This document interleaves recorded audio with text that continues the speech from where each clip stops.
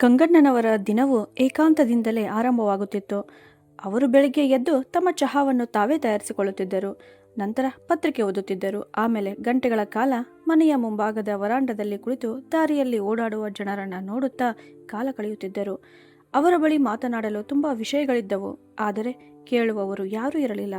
ಕೆಲವೊಮ್ಮೆ ನೆರೆಹೊರೆಯವರು ಬಂದು ಆರೋಗ್ಯ ವಿಚಾರಿಸುತ್ತಿದ್ದರು. ಆದರೆ ಪ್ರತಿಯೊಬ್ಬರಿಗೂ ತಮ್ಮದೇ ಜೀವನವಿದ್ದಿತ್ತು.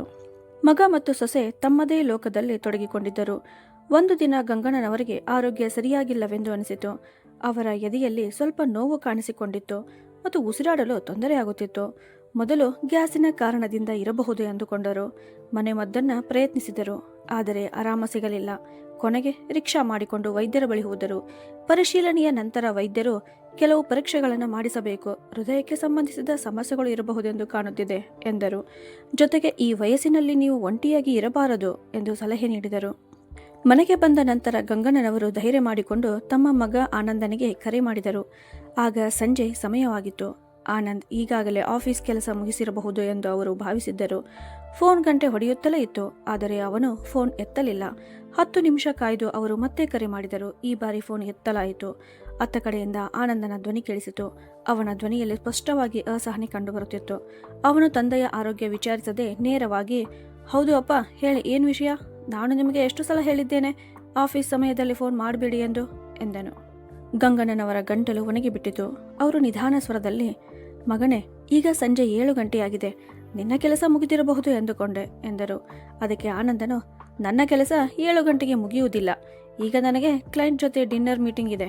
ಬೇಗ ಹೇಳಿ, ಏನು ಕೆಲಸ ಅಂತ ಹೇಳಿದ. ಅದಕ್ಕೆ ಗಂಗಣ್ಣನವರು, ಮಗನೇ, ಇಂದು ನನ್ನ ಆರೋಗ್ಯ ಸರಿಯಾಗಿರಲಿಲ್ಲ. ಡಾಕ್ಟರ್ ಬಳಿ ಹೋಗಿದ್ದೆ. ಅವರು ಕೆಲವು ಪರೀಕ್ಷೆಗಳನ್ನು ಹೇಳಿದ್ದಾರೆ. ನನಗೆ ಸ್ವಲ್ಪ ಭಯವಾಗುತ್ತಿದೆ. ಅದಕ್ಕಾಗಿ ನಿನಗೆ ಹೇಳಬೇಕೆಂದು ಅನಿಸಿತು ಎಂದರು. ಆನಂದ್ ದೀರ್ಘ ಉಸಿರೆಳೆದನು. ಅದು ಫೋನಿನಲ್ಲೇ ಸ್ಪಷ್ಟವಾಗಿ ಕೇಳಿಸಿತು. ನಂತರ ಅವನು, ಅಪ್ಪ, ನೀವು ಕೂಡ ಸಣ್ಣ ಸಣ್ಣ ವಿಷಯಗಳಿಗೆ ಭಯಪಡುತ್ತೀರಲ್ಲ. ವಯಸ್ಸಾಗಿದೆ ಅಂದರೆ ಸ್ವಲ್ಪ ಆರೋಗ್ಯದಲ್ಲಿ ಏರುಪೇರು ಆಗುತ್ತಲೇ ಇರುತ್ತದೆ. ನೀವು ಟೆಸ್ಟ್ ಮಾಡಿಸಿಕೊಳ್ಳಿ. ರಿಪೋರ್ಟನ್ನು ನನಗೆ ವಾಟ್ಸಪ್ ಮಾಡಿ. ನಾನು ಇಲ್ಲಿ ಒಬ್ಬ ಒಳ್ಳೆಯ ಡಾಕ್ಟರ್ಗೆ ತೋರಿಸಿ ಸಲಹೆ ಪಡೆಯುತ್ತೇನೆ. ಮತ್ತು ಹಣದ ಬಗ್ಗೆ ಚಿಂತಿಸಬೇಡಿ. ಈಗಲೇ ನಿಮ್ಮ ಖಾತೆಗೆ ಹಣ ಟ್ರಾನ್ಸ್ಫರ್ ಮಾಡುತ್ತೇನೆ. ಒಳ್ಳೆಯ ಆಸ್ಪತ್ರೆಯಲ್ಲಿ ಚಿಕಿತ್ಸೆ ಮಾಡಿಸಿಕೊಳ್ಳಿ. ನನ್ನ ಬಳಿ ಈಗ ಸ್ವಲ್ಪವೂ ಸಮಯ ಇಲ್ಲ. ಮುಂದಿನ ತಿಂಗಳು ನನ್ನ ಪ್ರಮೋಷನ್ ಇದೆ. ತುಂಬ ಟಾರ್ಗೆಟ್ಗಳನ್ನು ಪೂರ್ಣಗೊಳಿಸಬೇಕಿದೆ. ನೀವು ಅರ್ಥ ಮಾಡಿಕೊಳ್ಳುತ್ತೀರಲ್ಲ ಎಂದನು. ಗಂಗಣ್ಣನವರು ಕೇವಲ ಇಷ್ಟೇ ಹೇಳಿದರು, ಹೌದು ಮಗನೇ, ನಾನು ಅರ್ಥ ಮಾಡಿಕೊಳ್ಳುತ್ತೇನೆ. ನೀನು ನಿನ್ನ ಆರೋಗ್ಯ ನೋಡಿಕೋ ಅಂತ. ಆನಂದ್ ಫೋನ್ ಕಟ್ ಮಾಡಿಬಿಟ್ಟನು. ಫೋನ್ ಕಟ್ಟಾದ ನಂತರವೂ ಗಂಗಣ್ಣನವರು ಬಹಳ ಹೊತ್ತಿನವರೆಗೆ ಮೊಬೈಲ್ ಕೈಯಲ್ಲಿಯೇ ಹಿಡಿದು ಕುಳಿತಿದ್ದರು. ಅವರಿಗೆ ಹಣದ ಅಗತ್ಯ ಇರಲಿಲ್ಲ. ಅವರ ಬಳಿ ಪಿಂಚಣಿ ಮತ್ತು ಉಳಿಸಿದ ಹಣ ಸಾಕಷ್ಟಿತ್ತು. ಅವರಿಗೆ ಬೇಕಾಗಿದ್ದು ಮಗನ ಸಾಮೀಪ್ಯ ಮಾತ್ರ. ಆನಂದ್ ಕೇವಲ, ಅಪ್ಪ, ನೀವು ಚಿಂತಿಸಬೇಡಿ, ನಾನು ಬರುತ್ತಿದ್ದೇನೆ ಎಂದು ಹೇಳಿದ್ದರೂ ಸಾಕಾಗುತ್ತಿತ್ತು. ಇಲ್ಲವಾದರೆ ಕನಿಷ್ಠ 2 ನಿಮಿಷವಾದರೂ ಮನಸಾರೆ ಮಾತನಾಡಬಹುದಿತ್ತು. ಆದರೆ ಅವನಿಗೆ ಅವರ ನೋವು ಕೇವಲ ಒಂದು ವೈದ್ಯಕೀಯ ಸಮಸ್ಯೆಯಂತೆ ಕಾಣುತ್ತಿತ್ತು. ಅದನ್ನು ಹಣದಿಂದ ಪರಿಹರಿಸಬಹುದು ಎಂದು ಅವನು ಭಾವಿಸಿದ್ದ. ಅದೇ ರಾತ್ರಿ ಆನಂದ್ ತನ್ನ ಸ್ನೇಹಿತರು ಮತ್ತು ಸಹೋದ್ಯೋಗಿಗಳ ಜೊತೆ ಭರ್ಜರಿ ಪಾರ್ಟಿ ಮಾಡಿದ್ದನು. ದೊಡ್ಡ ಡೀಲ್ ಸಿಕ್ಕಿದ್ದರಿಂದ ಅವನು ತುಂಬ ಖುಷಿಯಾಗಿದ್ದ. ಆ ಪಾರ್ಟಿಯಲ್ಲಿ ಸಾವಿರಾರು ರೂಪಾಯಿಗಳನ್ನು ಖರ್ಚು ಮಾಡಿದನು.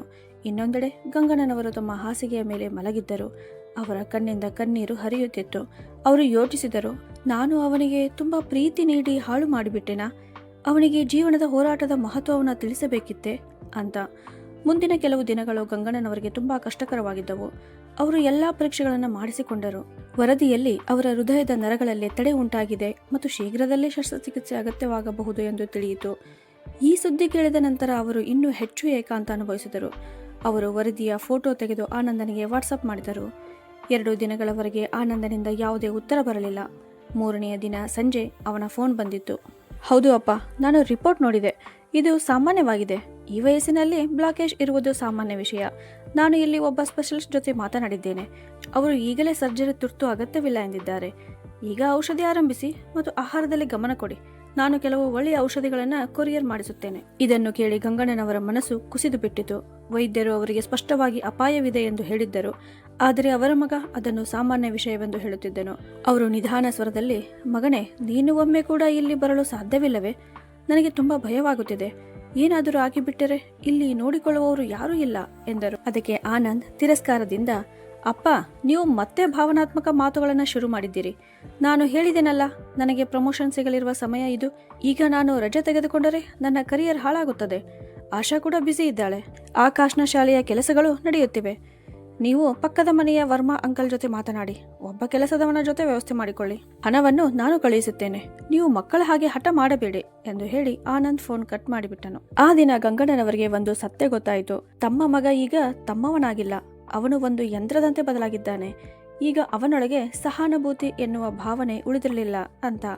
ಆ ದಿನದಿಂದ ಗಂಗಣ್ಣನವರು ಅಳುವುದನ್ನೇ ನಿಲ್ಲಿಸಿದರು. ಇನ್ನು ಮುಂದೆ ಆನಂದನಿಂದ ಯಾವುದೇ ನಿರೀಕ್ಷೆ ಇಡಬಾರದು ಎಂದು ಅವರು ತೀರ್ಮಾನಿಸಿಕೊಂಡರು. ಇನ್ನೊಂದು ಕಡೆ ಬೆಂಗಳೂರಿನಲ್ಲಿ ಆನಂದ್ ತನ್ನ ಯಶಸ್ಸಿನ ಮದದಲ್ಲಿ ಮುಳುಗಿದ್ದನು. ಅವನಿಗೆ ತಾನು ಜಗತ್ತನ್ನೇ ಗೆದ್ದಂತಾಗಿ ಅನಿಸುತ್ತಿತ್ತು. ಕುಟುಂಬದ ಜೊತೆ ವಿದೇಶ ಪ್ರವಾಸಕ್ಕೆ ಯೋಜನೆ ಮಾಡುತ್ತಿದ್ದನು. ತಾನು ಹಳೆಯ ಮನೆಯಲ್ಲಿ ನಿಧಾನವಾಗಿ ನೋವಿನಲ್ಲಿ ಬದುಕಲು ಬಿಟ್ಟು ಬಂದ ತಂದೆಯ ಕಣ್ಣೀರಿಗೆ ಈಗ ಲೆಕ್ಕ ಕೇಳುವ ಸಮಯ ಆರಂಭವಾಗಿದೆ ಎಂಬುದರ ಬಗ್ಗೆ ಅವನಿಗೆ ಸ್ವಲ್ಪವೂ ಅರಿವು ಇರಲಿಲ್ಲ. ಇದರಲ್ಲಿ ಗಂಗಣ್ಣನವರು ತಮ್ಮ ದಿನಚರಿಯನ್ನ ಬದಲಿಸಿಕೊಂಡಿದ್ದರು. ಈಗ ಅವರು ಹೆಚ್ಚು ಸಮಯ ದೇವಸ್ಥಾನದಲ್ಲೇ ಕಳೆಯಲು ಆರಂಭಿಸಿದರು. ಅಲ್ಲಿನ ಶಾಂತಿ ಮನೆಯ ನಿಶ್ಶಬ್ದತೆಗಿಂತ ಅವರಿಗೆ ಉತ್ತಮವಾಗಿ ಅನಿಸುತ್ತಿತ್ತು. ಒಂದು ದಿನ ದೇವಸ್ಥಾನದ ಮೆಟ್ಟಿಲಿನಲ್ಲಿ ಕುಳಿತಿದ್ದಾಗ ಅವರಿಗೆ ತಲೆ ಸುತ್ತು ಬಂದಿತು. ಹತ್ತಿರದಲ್ಲಿದ್ದ ಒಬ್ಬ ವ್ಯಕ್ತಿ ಅವರನ್ನು ಹಿಡಿದು ಸಹಾಯ ಮಾಡಿದನು. ಆ ವ್ಯಕ್ತಿ ಬೇರೆ ಯಾರೂ ಆಗಿರಲಿಲ್ಲ, ಅವರ ಹಳೆಯ ವಿದ್ಯಾರ್ಥಿ ಕೇಶವ್ ಆಗಿದ್ದನು. ಅವನಿಗೆ ಅದೇ ಪಟ್ಟಣದಲ್ಲಿ ಒಂದು ಸಣ್ಣ ಅಂಗಡಿ ಇದ್ದಿತು. ಅವನು ತಕ್ಷಣ ಗಂಗಣ್ಣನವರಿಗೆ ನೀರು ಕೊಟ್ಟು, ಗುರುಗಳೇ, ನೀವು ಚೆನ್ನಾಗಿದ್ದೀರಾ ಎಂದು ಕೇಳಿದನು. ಗಂಗಣ್ಣನವರು ದುರ್ಬಲ ಕಣ್ಣುಗಳಿಂದ ಅವನತ್ತ ನೋಡಿ, ಹೌದು ಮಗನೇ, ಸ್ವಲ್ಪ ದುರ್ಬಲತೆ ಮಾತ್ರ ಎಂದರು. ಕೇಶವ್ ಹಠ ಮಾಡಿ ಅವರನ್ನು ರಿಕ್ಷಾದಲ್ಲಿ ಕೂರಿಸಿಕೊಂಡು ಸ್ವತಃ ಅವರ ಮನೆಯವರೆಗೂ ಕರೆದುಕೊಂಡು ಬಂದನು. ಮನೆಯ ಪರಿಸ್ಥಿತಿ ಮತ್ತು ಗಂಗಣ್ಣನವರ ಏಕಾಂತವನ್ನ ನೋಡಿ ಅವನ ಮನಸ್ಸು ತುಂಬಿ ಬಂದಿತು. ನಿಮ್ಮನ್ನ ನೋಡಿಕೊಳ್ಳಲು ಆನಂದಣ್ಣ ಬರಲಿಲ್ಲವೇ ಅಂತ ಅವನು ಕೇಳಿದ. ಗಂಗಣ್ಣನವರು ತಲೆ ತಗ್ಗಿಸಿ, ಅವನು ತುಂಬ ಬ್ಯುಸಿಯಾಗಿದ್ದಾನೆ ಮಗನೇ ಎಂದರು. ಕೇಶವ್ ಎಲ್ಲವನ್ನ ಅರ್ಥ ಮಾಡಿಕೊಂಡನು. ಅವನು ಏನೂ ಹೇಳಲಿಲ್ಲ. ಆದರೆ ಆ ದಿನದಿಂದ ಪ್ರತಿದಿನ ಬೆಳಗ್ಗೆ ಮತ್ತು ಸಂಜೆ ಗಂಗಣ್ಣನವರ ಆರೋಗ್ಯ ವಿಚಾರಿಸಲು ಬರಬೇಕೆಂದು ಅವನು ನಿರ್ಧರಿಸಿಕೊಂಡನು. ಅವನ ಈ ನಿಸ್ವಾರ್ಥ ಸೇವಾ ಭಾವ ಗಂಗಣ್ಣನವರ ಮನದ ಗಾಯಗಳಿಗೆ ಮದ್ದು ಹಚ್ಚಿದಂತಾಗಿತ್ತು. ಇನ್ನೊಂದು ಕಡೆ ಆನಂದ್ ಅಮೆರಿಕ ಪ್ರವಾಸದ ಪ್ಯಾಕಿಂಗ್ನಲ್ಲಿ ತೊಡಗಿಕೊಂಡಿದ್ದನು. ತಾನು ದೇಶದ ಹೊರಗೆ ಹೋಗುತ್ತಿರುವ ವಿಷಯವನ್ನ ತಂದೆಗೆ ಹೇಳಬೇಕೆಂದು ಅವನಿಗೆ ಅನಿಸಲಿಲ್ಲ. ಏಕೆಂದರೆ ಹೇಳಿದರೆ ಅವರು ಮತ್ತೆ ತಮ್ಮ ಅನಾರೋಗ್ಯದ ಮಾತು ಶುರು ಮಾಡುತ್ತಾರೆ ಎಂದು ಅವನು ಭಾವಿಸಿದ್ದನು. ಈ ರೀತಿಯಾಗಿ ಆನಂದ್ ತನ್ನ ಸಂತೋಷದ ಲೋಕದಲ್ಲಿ ಮಿಂದೆದ್ದು ಬದುಕುತ್ತಿದ್ದನು. ತಮ್ಮ ವೃದ್ಧ ತಂದೆಯನ್ನು ದೇವರ ಭರವಸೆಗೆ ಬಿಟ್ಟು ಅವನು ವಿದೇಶಕ್ಕೆ ಹೋಗಿಬಿಟ್ಟನು. ಆದರೆ ಈ ವಿದೇಶ ಪ್ರಯಾಣವೇ ತನ್ನ ಜೀವನದ ಅತ್ಯಂತ ಭಯಾನಕ ತಿರುವಾಗಲಿದೆ ಎಂದು ಅವನಿಗೆ ತಿಳಿದಿರಲಿಲ್ಲ. ಕರ್ಮದ ಫಲ ಹೇಗೆ ಸಿಗುತ್ತದೆ ಎಂಬುದು ಅವನಿಗೆ ಬೇಗನೆ ಅರ್ಥವಾಗಲಿತ್ತು. ಇಲ್ಲಿ ಕೇಶವ್ ಪ್ರತಿದಿನ ಬೆಳಗ್ಗೆ ಮತ್ತು ಸಂಜೆ ಗಂಗಣ್ಣನವರ ಬಳಿ ಬಂದು ಆರೋಗ್ಯ ವಿಚಾರಿಸುತ್ತಿದ್ದನು. ತನ್ನ ಗುರುಗಳ ಆರೋಗ್ಯ ದಿನೇ ದಿನೇ ಹದಗೆಡುತ್ತಿರುವುದನ್ನು ಅವನು ಗಮನಿಸುತ್ತಿದ್ದ. ಅವರ ಮುಖ ಬಿಳಿ ಹೋಗುತ್ತಿತ್ತು. ಕೇಶವ್ ಹಲವು ಬಾರಿ, ಬನ್ನಿ ಗುರುಗಳೇ, ಒಬ್ಬ ದೊಡ್ಡ ಡಾಕ್ಟರ್ಗೆ ತೋರಿಸೋಣ ಎಂದು ಹೇಳಿದರೂ ಗಂಗಣ್ಣನವರು ಪ್ರತಿ ಸಾರಿ ತಪ್ಪಿಸಿಕೊಳ್ಳುತ್ತಿದ್ದರು. ಅವರು, ಮಗನೇ, ಈಗ ಈ ದೇಹವನ್ನ ಎಳೆದುಕೊಂಡು ಹೋಗಬೇಕೆಂಬ ಮನಸ್ಸೇ ಇಲ್ಲ. ಸ್ವಂತ ರಕ್ತವೇ ಬೇರೆಯಾದಾಗ ಈ ಉಸಿರಿಗೆ ಇನ್ನೇನು ಬೆಲೆ ಎಂದು ಹೇಳುತ್ತಿದ್ದರು. ಕೇಶವ್ ಅವರಿಗೆ ಧೈರ್ಯ ಹೇಳುತ್ತಾ, ನೀವು ಹೀಗೆ ಯೋಚಿಸಬೇಡಿ ಗುರುಗಳೇ, ದೇವರು ಎಲ್ಲವನ್ನ ನೋಡುತ್ತಿದ್ದಾನೆ ಎಂದು ಸಮಾಧಾನಪಡಿಸುತ್ತಿದ್ದನು. ಆದರೆ ಗಂಗಣ್ಣನವರ ನಿರಾಶೆ ಈಗ ಅವರ ಬದುಕುವ ಆಸೆಯನ್ನೇ ಮೀರಿಸತೊಡಗಿತ್ತು. ಮುಂದಿನ ದಿನ ಸಂಜೆ ಕೇಶವ್ ಅವರನ್ನು ನೋಡಲು ಬಂದಾಗ ಮನೆಯೊಳಗಿನ ದೃಶ್ಯ ನೋಡಿ ಅವನ ಕೈಕಾಲುಗಳು ನಡುಗಿದವು. ಗಂಗಣ್ಣನವರು ನೆಲದ ಮೇಲೆ ಬಿದ್ದಿದ್ದರು. ಅವರ ದೇಹವೆಲ್ಲ ಬೆವರಿನಿಂದ ತೊಯ್ದಿತ್ತು. ಕೇಶವ್ ತಕ್ಷಣ ಅವರನ್ನು ಎತ್ತಿ ಹಿಡಿದನು. ಅವರ ನಾಡಿ ತುಂಬ ನಿಧಾನವಾಗಿ ಹೊಡೆಯುತ್ತಿತ್ತು. ಆತಂಕದಿಂದ ಅವನು ಸುತ್ತಲೂ ನೋಡಿದನು. ಏನು ಮಾಡಬೇಕೆಂದು ಅವನಿಗೆ ಅರ್ಥವಾಗಲಿಲ್ಲ. ತಕ್ಷಣ ತನ್ನ ಜೇಬಿನಿಂದ ಫೋನ್ ತೆಗೆದು ಆಂಬ್ಯುಲೆನ್ಸ್ ಕರೆಸಿದನು ಮತ್ತು ಅವರನ್ನು ಆಸ್ಪತ್ರೆಗೆ ಕರೆದೊಯ್ದನು. ಗಾಡಿಯಲ್ಲಿ ಕೇಶವ್ ಗಂಗಣ್ಣನವರ ಕೈ ಹಿಡಿದುಕೊಂಡೇ ಇದ್ದನು. ಗುರುಗಳೇ, ಕಣ್ಣು ತೆರೆಯಿರಿ, ನಾವು ಆಸ್ಪತ್ರೆಗೆ ತಲುಪುತ್ತೇವೆ, ನಿಮಗೆ ಏನೂ ಆಗುವುದಿಲ್ಲ ಎಂದು ಮತ್ತೆ ಮತ್ತೆ ಹೇಳುತ್ತಿದ್ದನು. ಗಂಗಣ್ಣನವರ ಕಣ್ಣುಗಳು ತೆರೆದಿದ್ದವು. ಆದರೆ ಅದರಲ್ಲಿ ಪರಿಚಯದ ಭಾವನೆ ನಿಧಾನವಾಗಿ ಕಳೆದು ಹೋಗುತ್ತಿತ್ತು. ಅವರು ಕೇವಲ ಕೇಶವ್ನತ್ತ ನೋಡುತ್ತಿದ್ದರು, ತಮ್ಮ ಮಗನನ್ನೇ ಹುಡುಕುತ್ತಿರುವಂತೆ. ಆಸ್ಪತ್ರೆಗೆ ತಲುಪಿದ ತಕ್ಷಣ ವೈದ್ಯರು ಅವರನ್ನು ತುರ್ತು ಚಿಕಿತ್ಸಾ ವಿಭಾಗಕ್ಕೆ ದಾಖಲಿಸಿದರು. ವೈದ್ಯರು, ಇವರಿಗೆ ಹೃದಯಾಘಾತವಾಗಿದೆ, ತಕ್ಷಣ ಚಿಕಿತ್ಸೆ ಆರಂಭಿಸಬೇಕು ಎಂದು ಹೇಳಿದರು. ಆದರೆ ಖಾಸಗಿ ಆಸ್ಪತ್ರೆಗಳ ನಿಯಮದಂತೆ ಮೊದಲು ಫಾರ್ಮ್ ಭರ್ತಿ ಮಾಡಬೇಕು ಮತ್ತು ಹಣ ಜಮಾ ಮಾಡಬೇಕು ಎಂದು ಹೇಳಿದರು. ರಿಸೆಪ್ಷನ್ನಲ್ಲಿ ಕುಳಿತಿದ್ದ ನರ್ಸ್ ಕೇಶವ್ನನ್ನ ಕೇಳಿದಳು, ರೋಗಿಯ ಜೊತೆ ನಿಮ್ಮ ಸಂಬಂಧ ಏನು ಅಂತ. ಒಂದು ಕ್ಷಣ ಕೇಶವ್ ನಿಂತು ಹೋದನು. ಏನು ಬರೆಯಬೇಕು ಎಂದು ಅವನಿಗೆ ಅರ್ಥವಾಗಲಿಲ್ಲ. ಅವನು ಅವರ ಮಗನೂ ಆಗಿರಲಿಲ್ಲ, ಸಂಬಂಧಿಯೂ ಆಗಿರಲಿಲ್ಲ. ಆದರೆ ಆ ಕ್ಷಣದಲ್ಲಿ ಅವನು ಪೆನ್ ಹಿಡಿದು ಸಂಬಂಧ ಇರುವ ಜಾಗದಲ್ಲಿ ದೊಡ್ಡ ಅಕ್ಷರಗಳಲ್ಲಿ ಮಗ ಎಂದು ಬರೆದನು. ಮುಂದಿನ ತಿಂಗಳ ಅಂಗಡಿ ಬಾಡಿಗೆ ಮತ್ತು ಸರಕುಗಳಿಗೆ ಇಟ್ಟುಕೊಂಡಿದ್ದ ತನ್ನ ಎಲ್ಲ ಹಣವನ್ನು ತೆಗೆದು ಆಸ್ಪತ್ರೆಯಲ್ಲಿ ಜಮಾ ಮಾಡಿದನು. ವೈದ್ಯರು ಚಿಕಿತ್ಸೆ ಆರಂಭಿಸಿದರು. ಕೇಶವ್ ಹಲವು ಬಾರಿ ಆನಂದನಿಗೆ ಫೋನ್ ಮಾಡಿದನು. ವಾಟ್ಸಪ್ನಲ್ಲಿ ಸಂದೇಶ ಕೂಡ ಕಳುಹಿಸಿದನು. ಆನಂದ್ ಅಣ್ಣ, ನಿಮ್ಮ ಅಪ್ಪಾಜಿಯವರ ಆರೋಗ್ಯ ತುಂಬಾ ಗಂಭೀರವಾಗಿದೆ, ಅವರಿಗೆ ಹೃದಯಘಾತವಾಗಿದೆ, ದಯವಿಟ್ಟು ಫೋನ್ ಎತ್ತಿ ಎಂದು ಕೇಶವ್ ಸಂದೇಶ ಕಳುಹಿಸಿದ್ದನು. ಆದರೆ ಆ ಸಂದೇಶದಲ್ಲಿ ಕೇವಲ ಒಂದು ಟಿಕ್ ಮಾತ್ರ ಕಾಣಿಸುತ್ತಿತ್ತು, ಏಕೆಂದರೆ ಆನಂದ್ ತನ್ನದೇ ಲೋಕದಲ್ಲಿ ಮುಳುಗಿದ್ದನು. ತನ್ನ ತಂದೆ ಜೀವ ಮರಣದ ಹೋರಾಟ ನಡೆಸುತ್ತಿದ್ದಾರೆ ಮತ್ತು ಒಬ್ಬ ಅಪರಿಚಿತ ಹುಡುಗ ಅವರ ಮಗನಾಗಿ ನಿಂತಿದ್ದಾನೆ ಎಂಬುದರ ಅರಿವು ಕೂಡ ಅವನಿಗೆ ಇರಲಿಲ್ಲ. ಪೂರ್ತಿ ರಾತ್ರಿ ಕೇಶವ್ ಆಸ್ಪತ್ರೆಯ ಬೆಂಚಿನ ಮೇಲೆ ಕುಳಿತಿದ್ದನು. ಅವನ ಕಣ್ಣಿಗೆ ನಿದ್ರೆ ಇರಲಿಲ್ಲ. ಅವನು ಕೇವಲ ಐಸಿಯು ಬಾಗಿಲಿನತ್ತ ನೋಡುತ್ತಾ ಕುಳಿತಿದ್ದನು. ಬೆಳಿಗ್ಗೆ ವೈದ್ಯರು ಹೊರಗೆ ಬಂದರು ಮತ್ತು ಅವರು ಕೇಶವ್ಗೆ, ಈಗ ಅವರು ಅಪಾಯದಿಂದ ಪಾರಾಗಿದ್ದಾರೆ, ಆದರೆ ಕನಿಷ್ಠ 1 ವಾರ ಆಸ್ಪತ್ರೆಯಲ್ಲಿ ಇರಬೇಕು ಎಂದರು. ಇದನ್ನು ಕೇಳಿ ಕೇಶವ್ ನಿಟ್ಟುಸಿರು ಬಿಟ್ಟನು. ಅವನ ಕಣ್ಣಲ್ಲಿ ಸಂತೋಷದ ಕಣ್ಣೀರು ತುಂಬಿತ್ತು. ಮುಂದಿನ 2 ದಿನಗಳವರೆಗೆ ಗಂಗಣ್ಣನವರು ಐಸಿಯುನಲ್ಲೇ ಇದ್ದರು. ಅವರಿಗೆ ಪ್ರಜ್ಞೆ ಬಂದಾಗ ಮೊದಲಿಗೆ ತಮ್ಮ ಪಕ್ಕದಲ್ಲಿ ಕೇಶವ್ನನ್ನ ನೋಡಿದರು. ಅವರ ಕಣ್ಣಲ್ಲಿ ಹಲವಾರು ಪ್ರಶ್ನೆಗಳಿದ್ದವು. ಕೇಶವ್ ನಿಧಾನ ಸ್ವರದಲ್ಲಿ, ಗುರುಗಳೇ, ನೀವು ಈಗ ಸಂಪೂರ್ಣ ಸುರಕ್ಷಿತರಾಗಿದ್ದೀರಿ. ಡಾಕ್ಟರ್ ಬೇಗ ಮನೆಗೆ ಹೋಗಬಹುದು ಎಂದಿದ್ದಾರೆ ಎಂದು ಹೇಳಿದನು. ಗಂಗಣ್ಣನವರು ದುರ್ಬಲ ಧ್ವನಿಯಲ್ಲಿ ಕೇಳಿದನು, ಆನಂದ್ ಬಂದನಾ ಅಂತ. ಈ ಪ್ರಶ್ನೆಗೆ ಕೇಶವ್ ಬಳಿ ಉತ್ತರವಿರಲಿಲ್ಲ. ಸುಳ್ಳು ಹೇಳುವುದು ಸರಿಯಲ್ಲವೆಂದು ಅವನು ಭಾವಿಸಿದನು.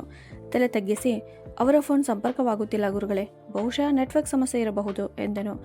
ಗಂಗಣ್ಣನವರು ಕಣ್ಣು ಮುಚ್ಚಿಕೊಂಡರು. ಅವರ ಮುಚ್ಚಿದ ಕಣ್ಣುಗಳ ಮೂಲೆಯಿಂದ ಒಂದು ಕಣ್ಣೀರು ಜಾರಿ ಬಂದು ಕಿವಿಯ ಬಳಿ ಸೇರಿತು. ಆ ಕಣ್ಣೀರಿನಲ್ಲಿದ್ದ ನೋವು ಬಹುಶಃ ಆ ಹೃದಯಘಾತದ ನೋವಿಗಿಂತಲೂ ಹೆಚ್ಚು ಆಳವಾಗಿತ್ತು. ಸುಮಾರು 10 ದಿನಗಳ ನಂತರ ಆನಂದ್ ಮತ್ತು ಆಶಾ ಭಾರತಕ್ಕೆ ಮರಳಿದರು.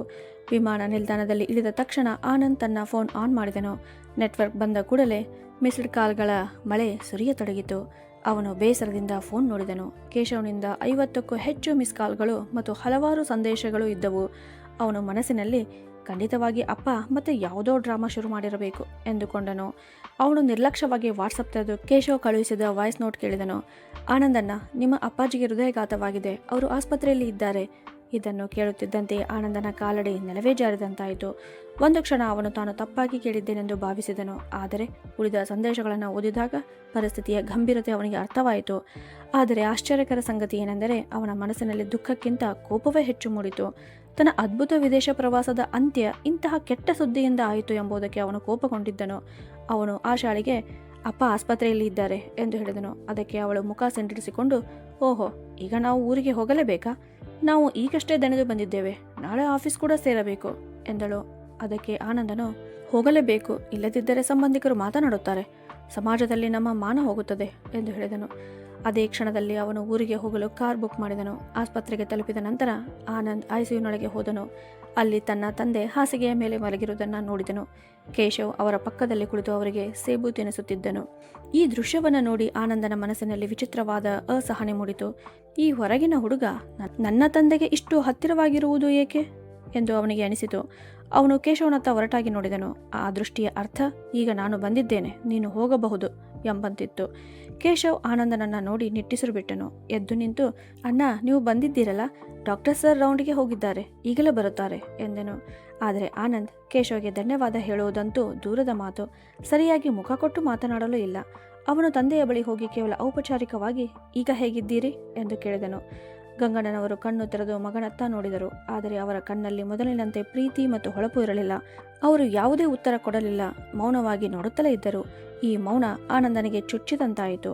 ನಾನು ಇಷ್ಟು ದೂರದಿಂದ ಬಂದಿದ್ದೇನೆ, ಆದರೂ ಅಪ್ಪ ಮಾತನಾಡುತ್ತಿಲ್ಲ ಎಂದು ಅವನು ಯೋಚಿಸಿದನು. ಅವನು ಡಾಕ್ಟರನ್ನು ಭೇಟಿಯಾಗಿ ಬರುತ್ತೇನೆ ಎಂದು ಹೇಳಿ ಅಲ್ಲಿಂದ ಹೊರಬಂದನು. ಹೊರಗೆ ಬಂದ ನಂತರ ಆನಂದ್ ಕೆಲವು ನೋಟುಗಳನ್ನು ತೆಗೆದು ಕೇಶವ್ ಕಡೆಗೆ ಚಾಚುತ್ತಾ, ಇದು ನಿನ್ನ ಓಡಾಟದ ಖರ್ಚು ಮತ್ತು ನೀನು ಮಾಡಿದ ಸಹಾಯಕ್ಕಾಗಿ ಎಂದನು. ಕೇಶವ್ ಆ ಹಣದತ್ತ ನೋಡಿ ಕೈ ಮುಗಿದು, ಅಣ್ಣ, ನಾನು ಇದನ್ನೆಲ್ಲ ಹಣಕ್ಕಾಗಿ ಮಾಡಿಲ್ಲ. ನಿಮ್ಮ ತಂದೆ ನನ್ನ ಗುರುಗಳು ಹೌದು, ತಂದೆಯ ಸಮಾನರೂ ಹೌದು. ಅವರ ಋಣವನ್ನು ನಾನು ಹಣದಿಂದ ತೀರಿಸಲಾರೆ. ಈ ಹಣವನ್ನು ನೀವು ಇಟ್ಟುಕೊಳ್ಳಿ ಮತ್ತು ಅವರನ್ನು ಚೆನ್ನಾಗಿ ನೋಡಿಕೊಳ್ಳಿ ಎಂದನು. ಅಷ್ಟು ಹೇಳಿ ಕೇಶವ್ ಅಲ್ಲಿಂದ ಹೊರಟು ಹೋದನು. ಆನಂದ್ ಕೈಯಲ್ಲಿ ಹಣ ಹಿಡಿದುಕೊಂಡೇ ನಿಂತಿದ್ದನು. ಮೊದಲ ಬಾರಿಗೆ ಅವನಿಗೆ ಒಂದು ಸಂಗತಿ ಅರ್ಥವಾಯಿತು, ತನ್ನ ಹಣ ಎಲ್ಲೆಡೆ ಕೆಲಸ ಮಾಡುವುದಿಲ್ಲ ಅಂತ. ಅವನು ಡಾಕ್ಟರ್ ಜೊತೆ ಮಾತನಾಡಿ ಅಪ್ಪಾಜಿಗೆ ಡಿಸ್ಚಾರ್ಜ್ ಸಿಕ್ಕ ತಕ್ಷಣ ಮನೆಗೆ ಬಿಟ್ಟು ನಾನು ಬೆಂಗಳೂರಿಗೆ ಹಿಂತಿರುಗುತ್ತೇನೆ ಎಂದು ನಿರ್ಧರಿಸಿಕೊಂಡನು. ತನ್ನ ಹೊಣೆಗಾರಿಕೆಯನ್ನು ತಾನು ನಿಭಾಯಿಸಿದ್ದೇನೆ ಎಂದು ಅವನಿಗೆ ಅನಿಸಿತು. ನಾನು ಬಂದಿದ್ದೇನೆ, ಆಸ್ಪತ್ರೆಯ ಬಿಲ್ ಕೂಡ ಕಟ್ಟಿದ್ದೇನೆ, ಅಷ್ಟೇ ಸಾಕು ಎಂದು ಅವನು ಭಾವಿಸಿದನು. ಸ್ವಲ್ಪ ಸಮಯದ ನಂತರ ಡಾಕ್ಟರ್ ರೌಂಡಿಗೆ ಬಂದರು. ಆನಂದ್ ತಕ್ಷಣ ಎದ್ದು ಡಾಕ್ಟರ್ ಬಳಿ ಹೋಗಿ, ಡಾಕ್ಟರ್ ಸರ್, ಇವರಿಗೆ ಡಿಸ್ಚಾರ್ಜ್ ಯಾವಾಗ ಕೊಡಬಹುದು? ನಾನು ಬೇಗ ಬೆಂಗಳೂರಿಗೆ ಹಿಂತಿರುಗಬೇಕು, ಅಲ್ಲಿ ತುಂಬ ಮುಖ್ಯ ಮೀಟಿಂಗ್ ಇದೆ, ನಾನು ಇಲ್ಲಿ ಹೆಚ್ಚು ದಿನ ಇರಲು ಸಾಧ್ಯವಿಲ್ಲ ಎಂದನು. ಡಾಕ್ಟರ್ ತಮ್ಮ ಕನ್ನಡಕದ ಮೇಲಿಂದ ಅವನತ್ತ ಗಂಭೀರವಾಗಿ ನೋಡಿದರು. ಅವರ ಕಣ್ಣಿನಲ್ಲಿ ಒಂದು ವಿಚಿತ್ರ ಭಾವನೆ ಕಾಣಿಸುತ್ತಿತ್ತು. ಆಗ ಅವರು, ಮಿಸ್ಟರ್ ಆನಂದ್, ನಿಮ್ಮ ತಂದೆಗೆ ಈಗ ತುಂಬ ವಿಶ್ರಾಂತಿ ಮತ್ತು ಕಾಳಜಿಯ ಅಗತ್ಯವಿದೆ. ಅವರಿಗೆ ಹೃದಯಘಾತವಾಗಿದೆ. ಕನಿಷ್ಠ 3-4 ದಿನಗಳು ಅವರನ್ನು ಗಮನದಲ್ಲಿಟ್ಟುಕೊಳ್ಳುವುದು ಉತ್ತಮ. ಆದರೆ ನೀವು ಮನೆಯಲ್ಲಿ ಸಂಪೂರ್ಣ ವೈದ್ಯಕೀಯ ಸೌಲಭ್ಯ ಮತ್ತು 24 ಗಂಟೆಗಳ ನರ್ಸ್ ವ್ಯವಸ್ಥೆ ಮಾಡಬಹುದಾದರೆ ನಾಳೆಯ ಡಿಸ್ಚಾರ್ಜ್ ಕೊಡಬಹುದು ಅಂತ ಹೇಳಿದರು. ಇದನ್ನು ಕೇಳುತ್ತಿದ್ದಂತೆ ಆನಂದನ ಮುಖದಲ್ಲಿ ಹೊಳಪು ಮೂಡಿತು. ಅವನು ತಕ್ಷಣ, ಹೌದು ಡಾಕ್ಟರ್ ಸರ್, ಹಣದ ಬಗ್ಗೆ ಯಾವುದೇ ಚಿಂತೆ ಬೇಡ. ನೀವು ಒಳ್ಳೆಯ ನರ್ಸ್ ವ್ಯವಸ್ಥೆ ಮಾಡಿ, ಪೇಮೆಂಟ್ ನಾನು ಮಾಡುತ್ತೇನೆ. ನನಗೆ ನಾಳೆಯೊಳಗೆ ಫ್ರೀ ಮಾಡಿಬಿಡಿ ಸಾಕು ಎಂದನು. ಡಾಕ್ಟರ್ ಗಂಗಣ್ಣನವರತ್ತ ನೋಡಿದರು. ಅವರು ಮೌನವಾಗಿ ತಮ್ಮ ಮಗನ ಆತುರವನ್ನು ಗಮನಿಸುತ್ತಿದ್ದರು. ಅವರ ಕಣ್ಣಲ್ಲಿ ಈಗ ದುಃಖ ಇರಲಿಲ್ಲ, ಬದಲಿಗೆ ಒಪ್ಪಿಕೊಂಡ ಭಾವನೆ ಕಾಣಿಸುತ್ತಿತ್ತು. ತಮ್ಮ ಮಗನಿಗೆ ಈಗ ತಾವು ಕೇವಲ ಒಂದು ಹೊಣೆಗಾರಿಕೆಯಾಗಿ ಬಿಟ್ಟಿದ್ದೇನೆ, ಅದನ್ನು ಅವನು ಬೇಗ ಮುಗಿಸಿಬಿಡಲು ಬಯಸುತ್ತಾನೆ ಎಂಬುದನ್ನು ಅವರು ಒಪ್ಪಿಕೊಂಡಿದ್ದರು. ಡಾಕ್ಟರ್ ದೀರ್ಘ ಉಸಿರೆಳೆದು, ಸರಿ, ನಾಳೆ ಬೆಳಗ್ಗೆ ಡಿಸ್ಚಾರ್ಜ್ ಮಾಡುತ್ತೇವೆ. ಆದರೆ ಗಮನದಲ್ಲಿರಲಿ, ಇವರಿಗೆ ಯಾವುದೇ ರೀತಿಯ ಒತ್ತಡ ಆಗಬಾರದು ಎಂದರು. ಅದಕ್ಕೆ ಆನಂದ್ ನಗುತ್ತಾ, ಅಯ್ಯೋ ಡಾಕ್ಟರ್ ಸಾರ್, ಒತ್ತಡ ಏನಿರುತ್ತದೆ? ನಾನು ಬಂದಿದ್ದೇನೆ ಅಲ್ವಾ, ಎಲ್ಲವನ್ನ ನೋಡಿಕೊಳ್ಳುತ್ತೇನೆ ಎಂದನು. ಮುಂದಿನ ಬೆಳಗ್ಗೆ ಗಂಗಣ್ಣನವರಿಗೆ ಆಸ್ಪತ್ರೆಯಿಂದ ಬಿಡುಗಡೆ ಸಿಕ್ಕಿತು. ಆನಂದ್ ತಂದೆಯನ್ನ ಮನೆಗೆ ಕರೆದುಕೊಂಡು ಹೋಗಲು ಕಾರ್ ತರಿಸಿಕೊಂಡನು. ಆಸ್ಪತ್ರೆಯ ಹೊರಗೆ ಬಂದಾಗ ಕೇಶವ್ ಗೇಟ್ ಬಳಿ ನಿಂತಿದ್ದನು. ಅವನ ಕೈಯಲ್ಲಿ ಕೇವಲ ಹಣ್ಣುಗಳಿದ್ದವು. ಆನಂದ್ ಅವನನ್ನು ನೋಡಿದ ತಕ್ಷಣ ಮುಖದಲ್ಲಿ ಅಸಮಾಧಾನ ಮೂಡಿತು. ಈ ಹುಡುಗ ಮತ್ತೆ ಸಹಾನುಭೂತಿ ಪಡೆಯಲು ಬಂದಿದ್ದಾನೇನೋ ಎಂದು ಅವನಿಗೆ ಅನಿಸಿತು. ಕೇಶವ್ ಮುಂದೆ ಬಂದು ಗಂಗಣ್ಣನವರ ಪಾದಗಳಿಗೆ ನಮಸ್ಕರಿಸಿ, ಗುರುಗಳೇ, ಈಗ ನೀವು ಚೆನ್ನಾಗಿದ್ದೀರಿ ಅನಿಸುತ್ತಿದೆ. ಮನೆಗೆ ಹೋಗಿ ಚೆನ್ನಾಗಿ ವಿಶ್ರಾಂತಿ ಮಾಡಿ ಎಂದನು. ಗಂಗಣ್ಣನವರು ಅವನ ತಲೆಯ ಮೇಲೆ ಕೈ ಇಟ್ಟರು. ಅವರ ಕೈ ನಡುಗುತ್ತಿತ್ತು, ಆದರೆ ಅದರಲ್ಲಿ ತುಂಬ ಆಶೀರ್ವಾದ ತುಂಬಿಕೊಂಡಿತ್ತು. ಅಷ್ಟರಲ್ಲಿ ಆನಂದ್ ಕೇಶವ್ಗೆ, ಸರಿ, ಈಗ ನಾವು ಹೋಗುತ್ತಿದ್ದೇವೆ. ನೀನು ನಿನ್ನ ಕೆಲಸ ನೋಡಿಕೋ, ನಮಗೆ ಡಿಸ್ಟರ್ಬ್ ಮಾಡಬೇಡ ಎಂದನು. ಕೇಶವ್ ಏನೂ ಮಾತನಾಡಲಿಲ್ಲ, ಮೌನವಾಗಿ ಹಿಂದೆ ಸರಿದನು. ಕಾರ್ ಹಳೆಯ ಬೀದಿಗಳೊಳಗೆ ಪ್ರವೇಶಿಸುತ್ತಿದ್ದಂತೆ ಆನಂದನ ಮೂಗು ಸಿಲುಕಿತು. ಎಲ್ಲೆಡೆ ಗುಂಡಿಗಳು, ತೆರೆದ ಚರಂಡಿಗಳ ದುರ್ವಾಸನೆ, ಇವೆಲ್ಲವೂ ಅವನಿಗೆ ಅಸಹ್ಯವಾಗುತ್ತಿತ್ತು. ಅವನು ಡ್ರೈವರ್ಗೆ, ಬೇಗ ತೆಗೆದುಕೊಂಡು ಹೋಗು ಎಂದನು. ಆದರೆ ಗಂಗಣ್ಣನವರು ಕಿಟಕಿಯಿಂದ ಹೊರಗೆ ನೋಡುತ್ತಿದ್ದರು. ಈ ಬೀದಿಗಳು ಅವರದೇ ಆಗಿದ್ದವು. ಇದೇ ಧೂಳಿನಲ್ಲಿ ಅವರ ಯೌವನ ಕಳೆದಿತ್ತು. ಆದರೆ ಇಂದು ಅವರ ಮಗನಿಗೆ ಈ ಬೀದಿಗಳೇ ಅಸಹ್ಯವಾಗಿದ್ದವು. ಮನೆಯ ಮುಂದೆ ಕಾರ್ ನಿಂತಿತು. ಆನಂದ್ ಕಾರ್ನಿಂದ ಇಳಿದು ಸುತ್ತಮುತ್ತ ನೋಡಿದನು. ಮನೆಯ ಸ್ಥಿತಿ ನೋಡಿ ಅವನಿಗೆ ಇನ್ನೂ ಕೋಪ ಬಂದಿತು. ಗೋಡೆಗಳ ಪ್ಲಾಸ್ಟರ್ ಉದುರಿ ಬಿದ್ದಿತ್ತು. ಗೇಟ್ಗೆ ತುಕ್ಕು ಹಿಡಿದಿತ್ತು. ಮನೆಯೊಳಗೆ ಕಾಲಿಟ್ಟ ತಕ್ಷಣ ಒಂದು ವಿಚಿತ್ರವಾದ ಹಳೆಯ ವಾಸನೆ ಅವರನ್ನು ಸ್ವಾಗತಿಸಿತು. ಆನಂದ್ ತಕ್ಷಣ ತನ್ನ ಜೇಬಿನಿಂದ ಕರ್ಚೀಫ್ ತೆಗೆದು ಮೂಗಿಗೆ ಹಿಡಿದನು. ಅವನು ಹೋಟೆಲ್ನಲ್ಲಿ ಉಳಿದಿದ್ದ ಆಶಾಳಿಗೆ ಫೋನ್ ಮಾಡಿ, ಆಶಾ, ನೀನು ಈಗ ಇಲ್ಲಿ ಬರಬೇಡ. ಇಲ್ಲಿ ತುಂಬ ಕಸ ಮತ್ತು ಅಸೌಕರ್ಯ ಇದೆ. ನಾನು ಅಪ್ಪನನ್ನು ಸರಿಯಾಗಿ ಸೆಟ್ ಮಾಡಿ ಬರುತ್ತೇನೆ. ನೀನು ಪ್ಯಾಕಿಂಗ್ ಶುರು ಮಾಡು. ನಾವು ನಾಳೆ ಬೆಳಗ್ಗೆ ಹೊರಡೋಣ ಎಂದನು. ಗಂಗಣ್ಣನವರು ನಿಧಾನವಾಗಿ ತಮ್ಮ ಕೊಠಡಿಗೆ ನಡೆದು ಹೋದರು. ಅಲ್ಲಿ ಎಲ್ಲವೂ ಅವರು ಬಿಟ್ಟು ಹೋದ ಹಾಗೇ ಇತ್ತು. ಹಾಸಿಗೆಯ ಮೇಲೆ ಅದೇ ಹಳೆಯ ಚಾದರ್, ಮೇಜಿನ ಮೇಲೆ ಅವರ ಪತ್ನಿಯ ಫೋಟೋ ಇದ್ದಿತು. ಅವರು ಆ ಫೋಟೋವನ್ನು ನೋಡಿ ಮಂದಹಾಸ ಬೀರಿದರು. ನೀನು ಮೊದಲೇ ಹೋಗಿದ್ದು ಒಳ್ಳೆಯದಾಯಿತು ಎಂದು ಮನಸ್ಸಿನಲ್ಲಿ ಹೇಳಿದಂತಿತ್ತು. ಆನಂದ್ ತಕ್ಷಣ ಸ್ವಚ್ಛತಾ ಕೆಲಸದವರನ್ನು ಕರೆಯಿಸಿ ಮನೆ ಸಂಪೂರ್ಣ ಸ್ವಚ್ಛಗೊಳಿಸಿದನು. ನಗರದ ಒಂದು ಏಜೆನ್ಸಿಯೊಂದಿಗೆ ಮಾತನಾಡಿ ರಾತ್ರಿ ಉಳಿದುಕೊಳ್ಳುವ ಒಬ್ಬ ಸಹಾಯಕನ ವ್ಯವಸ್ಥೆಯನ್ನು ಮಾಡಿದನು. ಸಂಜೆ ಎಲ್ಲವೂ ಸರಿಯಾದ ನಂತರ ಆನಂದ್ ಗಂಗಣ್ಣನವರ ಬಳಿಗೆ ಬಂದನು. ಕುರ್ಚಿ ಎಳೆದು ಅವರ ಮುಂದೆ ಕುಳಿತು, ಅಪ್ಪ, ನಾನು ಎಲ್ಲ ವ್ಯವಸ್ಥೆ ಮಾಡಿದ್ದೇನೆ. ಈ ಹುಡುಗ ಈಗ 24 ಗಂಟೆ ನಿಮ್ಮ ಜೊತೆ ಇರುತ್ತಾನೆ. ಅಡುಗೆ ಮಾಡುವ ಕೆಲಸದವಳನ್ನು ಇಟ್ಟಿದ್ದೇನೆ. ಡಾಕ್ಟರ್ನ ನಂಬರನ್ನು ಸ್ಪೀಡ್ ಡೈಲಲ್ಲಿ ಸೆಟ್ ಮಾಡಿದ್ದೇನೆ. ಮತ್ತೆ ನಿಮ್ಮ ಖಾತೆಗೆ 1,00,000 ರೂಪಾಯಿ ಟ್ರಾನ್ಸ್ಫರ್ ಮಾಡಿದ್ದೇನೆ. ಯಾವುದಾದರೂ ತುರ್ತು ಪರಿಸ್ಥಿತಿ ಬಂದರೆ ಬಳಸಿಕೊಳ್ಳಿ ಎಂದನು. ಗಂಗಣ್ಣನವರು ಮಗನತ್ತ ನೋಡಿದರು. ಬಹಳ ಸಮಯದ ನಂತರ ಮೊದಲ ಬಾರಿಗೆ ಅವರು ಮೌನ ಮುರಿದರು. ಮಗನೇ, ನೀನು ನಾಳೆಯೇ ಹೋಗುತ್ತಿದ್ದೀಯಾ ಎಂದು ಕೇಳಿದರು. ಆನಂದ್ ಕಣ್ಣು ತಪ್ಪಿಸುತ್ತಾ, ಹೌದು ಅಪ್ಪ, ಏನು ಮಾಡಲಿ, ಅನಿವಾರ್ಯವಿದೆ. ಆಫೀಸ್ನಲ್ಲಿ ತುಂಬ ಕೆಲಸ ಬಾಕಿ ಇದೆ. ನಾನು ಹೋಗದಿದ್ದರೆ ನನ್ನ ಉದ್ಯೋಗಕ್ಕೂ ಸಮಸ್ಯೆ ಆಗಬಹುದು. ಹಾಗೆ ನೀವು ಈಗ ಅಪಾಯದಿಂದ ಹೊರಬಂದಿರಲ್ಲ, ಇಲ್ಲಿ ಎಲ್ಲ ಸೌಲಭ್ಯಗಳು ಇವೆ ಎಂದನು. ಗಂಗಣ್ಣನವರು ದೀರ್ಘ ಉಸಿರೆಳೆದರು. ಹೌದು ಮಗನೇ, ನೀನು ಸರಿಯಾಗಿ ಹೇಳುತ್ತಿದ್ದೀಯಾ. ಕೆಲಸವೇ ಹೆಚ್ಚು ಮುಖ್ಯ. ನೀನು ಹೋಗು, ನನ್ನ ಬಗ್ಗೆ ಚಿಂತಿಸಬೇಡ ಎಂದರು. ಅಪ್ಪಾಜಿ ಒಪ್ಪಿಕೊಂಡಿದ್ದಾರೆ ಎಂದು ಆನಂದನಿಗೆ ಅನಿಸಿತು. ಅವನ ಮನಸ್ಸಿಗೆ ದೊಡ್ಡ ನೆಮ್ಮದಿ ಸಿಕ್ಕಿತು. ಆ ರಾತ್ರಿ ಈ ಸಂಬಂಧದ ಉಳಿದಿದ್ದ ನಂಟನ್ನು ದುರ್ಬಲಗೊಳಿಸುವ ಮತ್ತೊಂದು ಘಟನೆ ನಡೆಯಿತು. ಆನಂದ್ ತನ್ನ ತಂದೆಯ ಕೊಠಡಿಯಲ್ಲಿ ಅಲ್ಮಾರಿಯ ಬಳಿ ಏನನ್ನೋ ಹುಡುಕುತ್ತಿದ್ದನು. ಶಬ್ದ ಕೇಳಿ ಗಂಗಣ್ಣನವರ ಕಣ್ಣು ತೆರೆದಿತು. ಅವರು ಕೇಳಿದರು, ಮಗನೇ, ಏನು ಹುಡುಕುತ್ತಿದ್ದೀಯಾ ಅಂತ. ಆನಂದ್ ಸ್ವಲ್ಪ ಗಾಬರಿಗೊಂಡು, ಏನಿಲ್ಲ ಅಪ್ಪ, ನಾನು ಮನೆಯ ಕಾಗದ ಪತ್ರಗಳನ್ನು ನೋಡುತ್ತಿದ್ದೆ. ಅಂದರೆ ನಿಮ್ಮ ಆರೋಗ್ಯದ ಮೇಲೆ ಈಗ ಭರವಸೆ ಇಲ್ಲ. ದೇವರು ಕಾಪಾಡಲಿ. ನಿಮಗೆ ಏನಾದರೂ ಆದರೆ ನಂತರ ತುಂಬ ಕಾನೂನು ತೊಂದರೆಗಳು ಬರುತ್ತವೆ. ಆದ್ದರಿಂದ ನೀವು ಒಂದು ವಿಲ್ ಮಾಡಿಸಿದರೆ ಅಥವಾ ಆಸ್ತಿ ಪತ್ರಗಳನ್ನು ನನ್ನ ಹೆಸರಿಗೆ ಮಾಡಿಸಿದರೆ ಸುಲಭವಾಗುತ್ತದೆ ಎಂದು ಯೋಚಿಸುತ್ತಿದ್ದೆ. ನಾನು ನಿಮ್ಮ ಒಬ್ಬನೇ ಮಗನಲ್ಲವೇ, ಹಾಗಾಗಿ ಎಲ್ಲವೂ ನನ್ನದೇ ಆಗುತ್ತದೆ. ಆದರೆ ಕಾಗದದ ಕೆಲಸಗಳು ಮುಗಿದಿದ್ದರೆ ಒಳ್ಳೆಯದಾಗುತ್ತಿತ್ತು ಅಂತ ಹೇಳಿದನು. ಗಂಗಣ್ಣನವರು ಬೆಚ್ಚಿ ಬಿದ್ದರು. ತಮ್ಮ ಕಿವಿಗಳನ್ನೇ ಅವರಿಗೆ ನಂಬಲು ಆಗಲಿಲ್ಲ.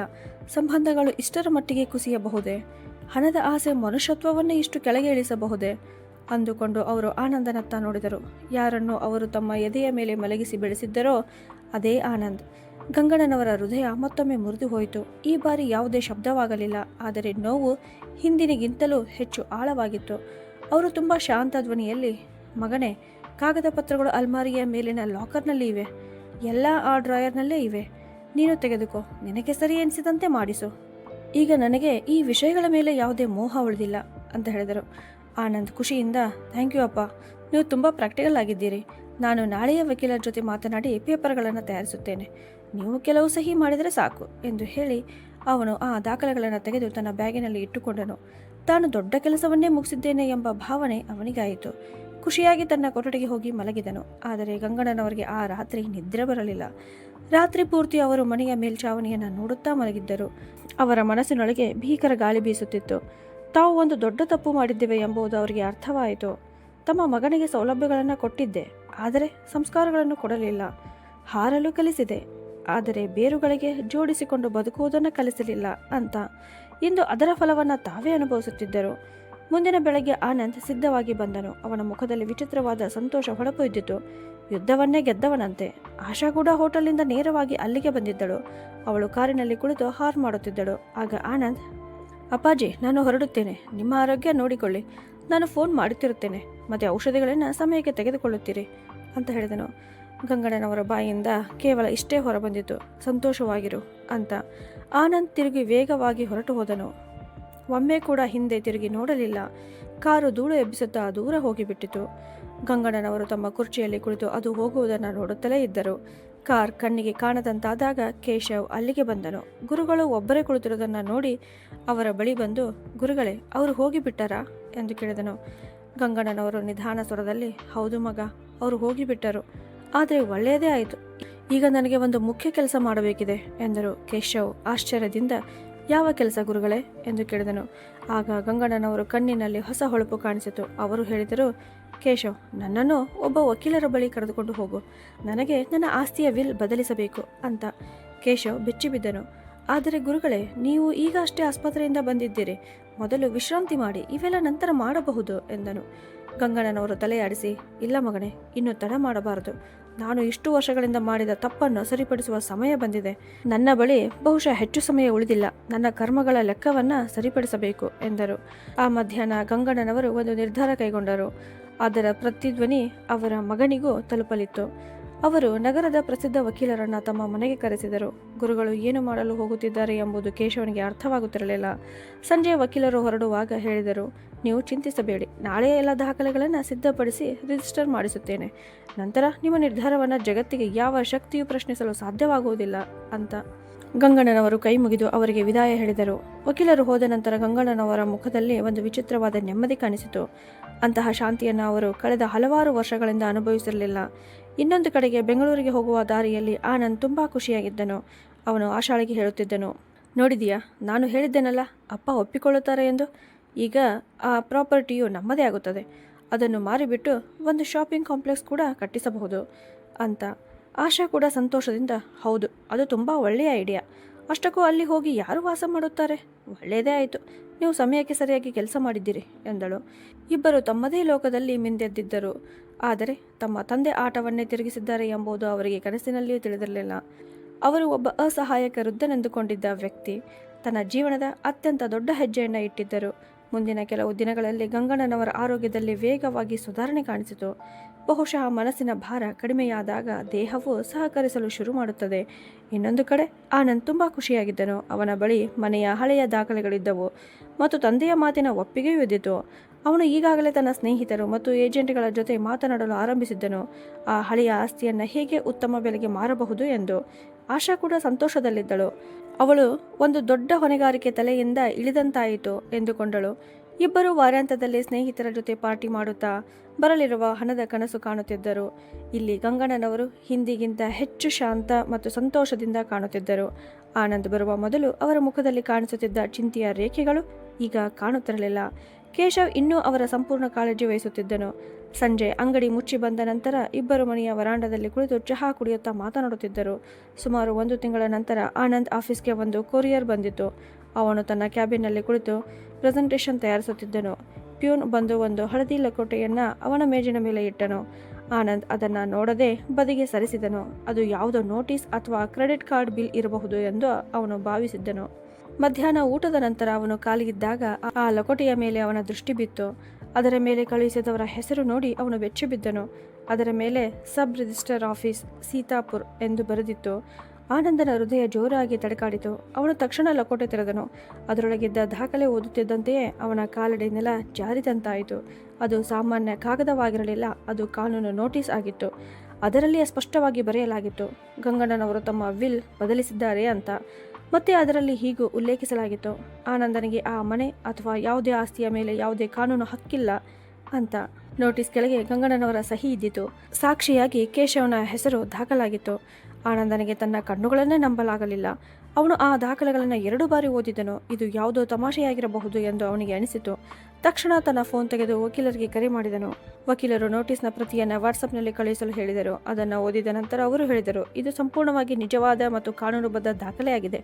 ನಿಮ್ಮ ತಂದೆಯವರು ತಮ್ಮ ಆಸ್ತಿಯ ಹೊಸ ನೋಂದಣಿ ಮಾಡಿಸಿದ್ದಾರೆ ಮತ್ತು ಹಳೆಯ ಎಲ್ಲ ಹಕ್ಕುಗಳನ್ನು ರದ್ದುಗೊಳಿಸಿದ್ದಾರೆ ಅಂತ ಹೇಳುತ್ತಾ ವಕೀಲರು ಇನ್ನೂ ಹೇಳಿದರು, ಸೀನಿಯರ್ ಸಿಟಿಜನ್ ಕಾಯ್ದೆಯ ಪ್ರಕಾರ ಅವರಿಗೆ ಇದನ್ನು ಮಾಡುವ ಸಂಪೂರ್ಣ ಹಕ್ಕಿದೆ. ಇದನ್ನು ಕೋರ್ಟ್ನಲ್ಲಿ ಪ್ರಶ್ನಿಸೋದು ತುಂಬ ಕಷ್ಟ ಅಂತ. ಇದನ್ನು ಕೇಳಿ ಆನಂದ್ ಕೋಪದಿಂದ ಕೆಂಪಾಗಿ ಬಿಟ್ಟನು. ಅವನು ಫೋನ್ ಕಟ್ ಮಾಡಿ ಬೈಯುತ್ತಾ, ಆ ಮುದುಕ ನನ್ನ ಜೊತೆ ಆಟವಾಡಿದ್ದಾನೆ, ಅದು ಆ 2 ಕಾಸಿನ ಅಂಗಡಿಯವ ಕೇಶವ್ ಜೊತೆ ಸೇರಿ ಎಂದು ಕಿರುಚಿದನು. ತಕ್ಷಣ ಅವನು ಆಶಾಳಿಗೆ ಕರೆ ಮಾಡಿದನು. ಆಶಾ ತನ್ನ ಆಫೀಸ್ನಲ್ಲಿ ಇದ್ದಳು. ವಿಷಯ ಕೇಳುತ್ತಿದ್ದಂತೆ ಅವಳು ಬೆಚ್ಚಿಬಿದ್ದಳು. ಅವಳ ಮೊದಲ ಪ್ರತಿಕ್ರಿಯೆ, ಖಂಡಿತ ಆ ಕೇಶವನೇ ಮಾವನನ್ನು ಪ್ರೇರೇಪಿಸಿದ್ದಾನೆ. ವೃದ್ಧಾಪ್ಯದಲ್ಲಿ ಜನರ ಮನಸ್ಸು ದುರ್ಬಲವಾಗುತ್ತದೆ, ಭಾವನೆಗೆ ಒಳಗಾಗಿ ಇಂತಹ ನಿರ್ಧಾರಗಳನ್ನು ತೆಗೆದುಕೊಳ್ಳುತ್ತಾರೆ ಎಂದಳು. ಅವಳು ಮುಂದುವರೆದು, ನಾವು ಈಗಲೇ ಸೀತಾಪುರಕ್ಕೆ ಹೋಗಬೇಕು. ಅವರು ಮನೆ ಇನ್ನೊಬ್ಬರ ಹೆಸರಿಗೆ ಮಾಡುವ ಮೊದಲು ಅವರನ್ನು ತಡೆಯಬೇಕು ಎಂದಳು. ಅದಕ್ಕೆ ಆನಂದ್ ಕೋಪದಿಂದ, ನೋಟಿಸ್ ಪ್ರಕಾರ ಅವರು ಈಗಾಗಲೇ ಎಲ್ಲವನ್ನ ಮಾಡಿಬಿಟ್ಟಿದ್ದಾರೆ. ಆದರೆ ನಾನು ಹೀಗೆ ಸೋಲಪ್ಪುವುದಿಲ್ಲ. ಆ ಮನೆಯ ಮೇಲೆ ನನ್ನ ಸಂಪೂರ್ಣ ಹಕ್ಕಿದೆ. ಆ ಕೇಶವನನ್ನು ನಾನು ಬಿಡುವುದಿಲ್ಲ ಎಂದನು. ಆನಂದ್ ತಕ್ಷಣ ಆಫೀಸ್ನಿಂದ ತುರ್ತು ರಜೆ ತೆಗೆದುಕೊಂಡು ಕಾರ್ನಲ್ಲಿ ಹೊರಟನು. ಅವನು ಕೋಪದಿಂದ ಅಷ್ಟು ಅಂದನಾಗಿದ್ದನು. ಟ್ರಾಫಿಕ್ ಸಿಗ್ನಲ್ಗಳು ಅವನ ಗಮನಕ್ಕೆ ಬರುತ್ತಿರಲಿಲ್ಲ. ಮಾರ್ಗ ಮಧ್ಯೆ ಅವನು ಮತ್ತೆ ಮತ್ತೆ ಗಂಗಣ್ಣನವರಿಗೆ ಕರೆ ಮಾಡುತ್ತಿದ್ದನು. ಆದರೆ ಅವರು ತಮ್ಮ ಫೋನ್ ಸ್ವಿಚ್ ಆಫ್ ಮಾಡಿದ್ದರು. ಇದು ಆನಂದನ ಕೋಪವನ್ನು ಇನ್ನೂ ಹೆಚ್ಚಿಸಿತು. ತನ್ನ ತಂದೆ ಉದ್ದೇಶಪೂರ್ವಕವಾಗಿ ತನ್ನನ್ನು ನಿರ್ಲಕ್ಷ್ಯ ಮಾಡುತ್ತಿದ್ದಾರೆ ಎಂದು ಅವನಿಗೆ ಅನಿಸಿತು. ಪೂರ್ತಿ ದಾರಿಯಲ್ಲಿ ಅವನು ಒಂದೇ ವಿಷಯ ಯೋಚಿಸುತ್ತಿದ್ದನು, ಕೇಶವ್ಗೆ ಹೇಗೆ ಪಾಠ ಕಲಿಸಬೇಕು ಮತ್ತು ತಂದೆಯಿಂದ ಹೇಗೆ ಬಲವಂತವಾಗಿ ಕಾಗದಗಳಿಗೆ ಸಹಿ ಮಾಡಿಸಬೇಕು ಎಂದು. ತನ್ನ ಹಣ ಮತ್ತು ಶಕ್ತಿಯ ಮೇಲೆ ಅವನಿಗೆ ಅಷ್ಟು ಅಹಂಕಾರ ಇದ್ದಿತು. ಎಲ್ಲವನ್ನೂ ತಾನು ನಿರ್ವಹಿಸಬಹುದು ಎಂದು ಅವನು ನಂಬಿದ್ದನು. ರಾತ್ರಿ 8 ಗಂಟೆಗೆ ಆನಂದನ ಕಾರು ಮನೆಯ ಮುಂದೆ ಬಂದು ನಿಂತಿತು. ಅವನು ಕಾರಿನ ಬಾಗಿಲನ್ನು ಜೋರಾಗಿ ಮುಚ್ಚಿ ಗೇಟ್ ಕಡೆ ನಡೆದನು. ಗೇಟ್ ಒಳಗಿನಿಂದ ಬೀಗ ಹಾಕಲಾಗಿತ್ತು. ಅವನು ಜೋರಾಗಿ ಗೇಟ್ ಬಡಿದು, ಅಪ್ಪ, ಬಾಗಿಲು ತೆಗೆಯಿರಿ, ನೀವು ಒಳಗಿದ್ದೀರಿ ಅಂತ ನನಗೆ ಗೊತ್ತಿದೆ ಎಂದು ಕೂಗತೊಡಗಿದನು. ಆ ಸಮಯದಲ್ಲಿ ಕೇಶವ್ ಒಳಗೆ ಅಡುಗೆ ಮಾಡುತ್ತಿದ್ದನು. ಅವನ ಶಬ್ದ ಕೇಳಿ ಹೊರಗೆ ಬಂದನು. ಅವನು ಗೇಟ್ ತೆರೆದ ತಕ್ಷಣ ಆನಂದ್ ಅವನನ್ನು ತಳ್ಳಿಬಿಟ್ಟನು. ಕೇಶವ್ ತಡಕಾಡುತ್ತಾ ಹಿಂದೆ ಬಿದ್ದನು. ಆನಂದ್ ನೇರವಾಗಿ ಮನೆಯ ಹಾಲ್ಗೆ ನುಗ್ಗಿದನು. ಆ ಶಬ್ದ ಕೇಳಿ ಗಂಗಣ್ಣನವರು ತಲೆ ಎತ್ತಿ ನೋಡಿದರು. ಅವರು ತಮ್ಮ ಆರಾಮ್ ಕುರ್ಚಿಯಲ್ಲಿ ಕುಳಿತು ರಾಮಾಯಣ ಓದುತ್ತಿದ್ದರು. ಆನಂದನನ್ನು ನೋಡಿ ಅವರು ಕಣ್ಣು ಎತ್ತಿದರು. ಅವರ ಕಣ್ಣಲ್ಲಿ ಭಯವೂ ಇರಲಿಲ್ಲ, ಗಾಬರಿಯೂ ಇರಲಿಲ್ಲ. ಅವರು ಸಂಪೂರ್ಣ ಶಾಂತವಾಗಿದ್ದರು. ಈ ಬಿರುಗಾಳಿ ಬರಲಿದೆ ಎಂಬುದು ಅವರಿಗೆ ಮೊದಲೇ ಗೊತ್ತಿದ್ದಂತೆ. ಆನಂದ್ ಅವರ ಮುಂದೆ ನಿಂತು ಜೋರಾಗಿ ಕಿರುಚಿದನು, ಇದೆಲ್ಲ ಏನೋ ಅಪ್ಪ, ನೀವು ಆ ನೋಟಿಸ್ ಏಕೆ ಕಳಿಸಿದ್ದೀರಿ ಮತ್ತು ಯಾರ ಮಾತಿಗೆ ಇದನ್ನೆಲ್ಲ ಮಾಡಿದ್ದೀರಿ? ಈ 2 ಕಾಸಿನ ಮನುಷ್ಯನ ಮಾತಿಗೆನಾ ಎಂದು ಕೇಶವ್ ಕಡೆ ಬೆರಳು ತೋರಿಸಿದನು. ಗಂಗಣ್ಣನವರು ಗಂಭೀರ ಸ್ವರದಲ್ಲಿ, ಧ್ವನಿ ಕಡಿಮೆ ಮಾಡು ಆನಂದ್, ಇದು ನಿನ್ನ ಆಫೀಸ್ ಅಲ್ಲ, ನನ್ನ ಮನೆ. ಹೌದು, ಆ ನೋಟಿಸ್ ನಾನು ಕಳಿಸಿದ್ದೇನೆ ಮತ್ತು ಇದನ್ನು ಯಾರ ಮಾತಿಗೂ ಮಾಡಿಲ್ಲ, ನನ್ನ ಇಚ್ಛೆಯಿಂದ ಮಾಡಿದ್ದೇನೆ ಎಂದರು. ಆನಂದ್ ಕೋಪದಿಂದ, ನೀವು ಹೇಗೆ ಮಾಡಬಹುದು ಅಪ್ಪ? ನಾವು ನಿಮ್ಮ ಒಬ್ಬನೇ ಮಗ. ಈ ಆಸ್ತಿಯ ಮೇಲೆ ನನ್ನ ಹಕ್ಕಿದೆ. ಆ ವಿಲ್ನಲ್ಲಿ ಏನು ಬರೆದಿದ್ದೀರಿ? ಈ ಪ್ರಾಪರ್ಟಿಯನ್ನು ಈ ಕೇಶವ್ ಹೆಸರಿಗೆ ಮಾಡಿದ್ದೀರಾ ಎಂದು ಹೇಳಿ ಅವನು ಕೇಶವ್ ಕಾಲರ್ ಹಿಡಿಯಲು ಮುಂದಾದನು. ಆದರೆ ಕೇಶವ್ ಹಿಂದೆ ಸರಿದು, ಅಣ್ಣ, ನಾನು ಏನು ಮಾಡಿಲ್ಲ, ಇದು ಗುರುಗಳ ನಿರ್ಧಾರ ಎಂದನು. ಅಷ್ಟರಲ್ಲಿ ಗಂಗಣ್ಣನವರು ಗಟ್ಟಿಯಾದ ಧ್ವನಿಯಲ್ಲಿ, ಆನಂದ್, ಕೇಶವ್ಗೆ ಕೈ ಹಾಕಬೇಡ. ಒಬ್ಬ ಮಗ ಮಾಡಬೇಕಾದ ಕೆಲಸವನ್ನು ಅವನು ಮಾಡಿದ್ದಾನೆ. ನೀನು ಮಾಡಲಿಲ್ಲ ಎಂದರು. ಆನಂದ್ ವ್ಯಂಗ್ಯವಾಗಿ ನಕ್ಕು, ಹೌದಲ್ವಾ, ಈಗ ಈ ಅಂಗಡಿಯವನೇ ನಿಮ್ಮ ಮಗ ಆಗಿಬಿಟ್ಟನಾ? 2 ದಿನ ಸೇವೆ ಮಾಡಿದ ಕೂಡಲೇ ನೀವು ಕರಗಿಬಿಟ್ಟಿರಾ? ನಿಮಗೆ ಗೊತ್ತಿಲ್ಲವೇ ಇದೆಲ್ಲ ಇವನ ನಾಟಕ? ನಿಮ್ಮ ಆಸ್ತಿ ಕಬಳಿಸಲು ಈ ಆಟ ಆಡುತ್ತಿದ್ದಾನೆ. ನೀವು ಅವನ ಮಾತಿಗೆ ಬಿದ್ದಿದ್ದೀರಿ. ಪ್ರಾಕ್ಟಿಕಲ್ ಆಗಿ ಯೋಚಿಸಿ ಅಪ್ಪ, ಜಗತ್ತು ಭಾವನೆಗಳಿಂದ ನಡೆಯುವುದಿಲ್ಲ ಎಂದನು.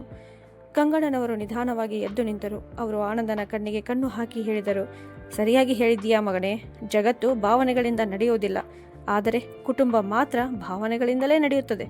ಮತ್ತು ಪ್ರಾಕ್ಟಿಕಲ್ ಆಗಿರುವ ವಿಷಯಕ್ಕೆ ಬಂದರೆ ನೀನೇ ನನಗೆ ಅದನ್ನು ಕಲಿಸಿದ್ದೀಯಾ.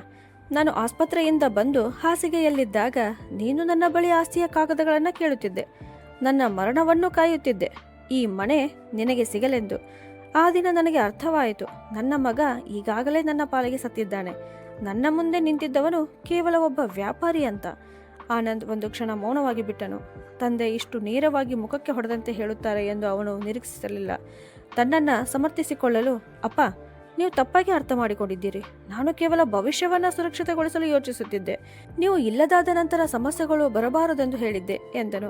ಗಂಗಣ್ಣನವರು ಕೈ ಎತ್ತಿ ಅವನನ್ನು ನಿಲ್ಲಿಸಿದರು. ನಾನು ಹೋದ ನಂತರ ಏನಾಗುತ್ತದೆ ಎಂಬುದರ ಬಗ್ಗೆ ನೀನು ಚಿಂತಿಸಬೇಡ.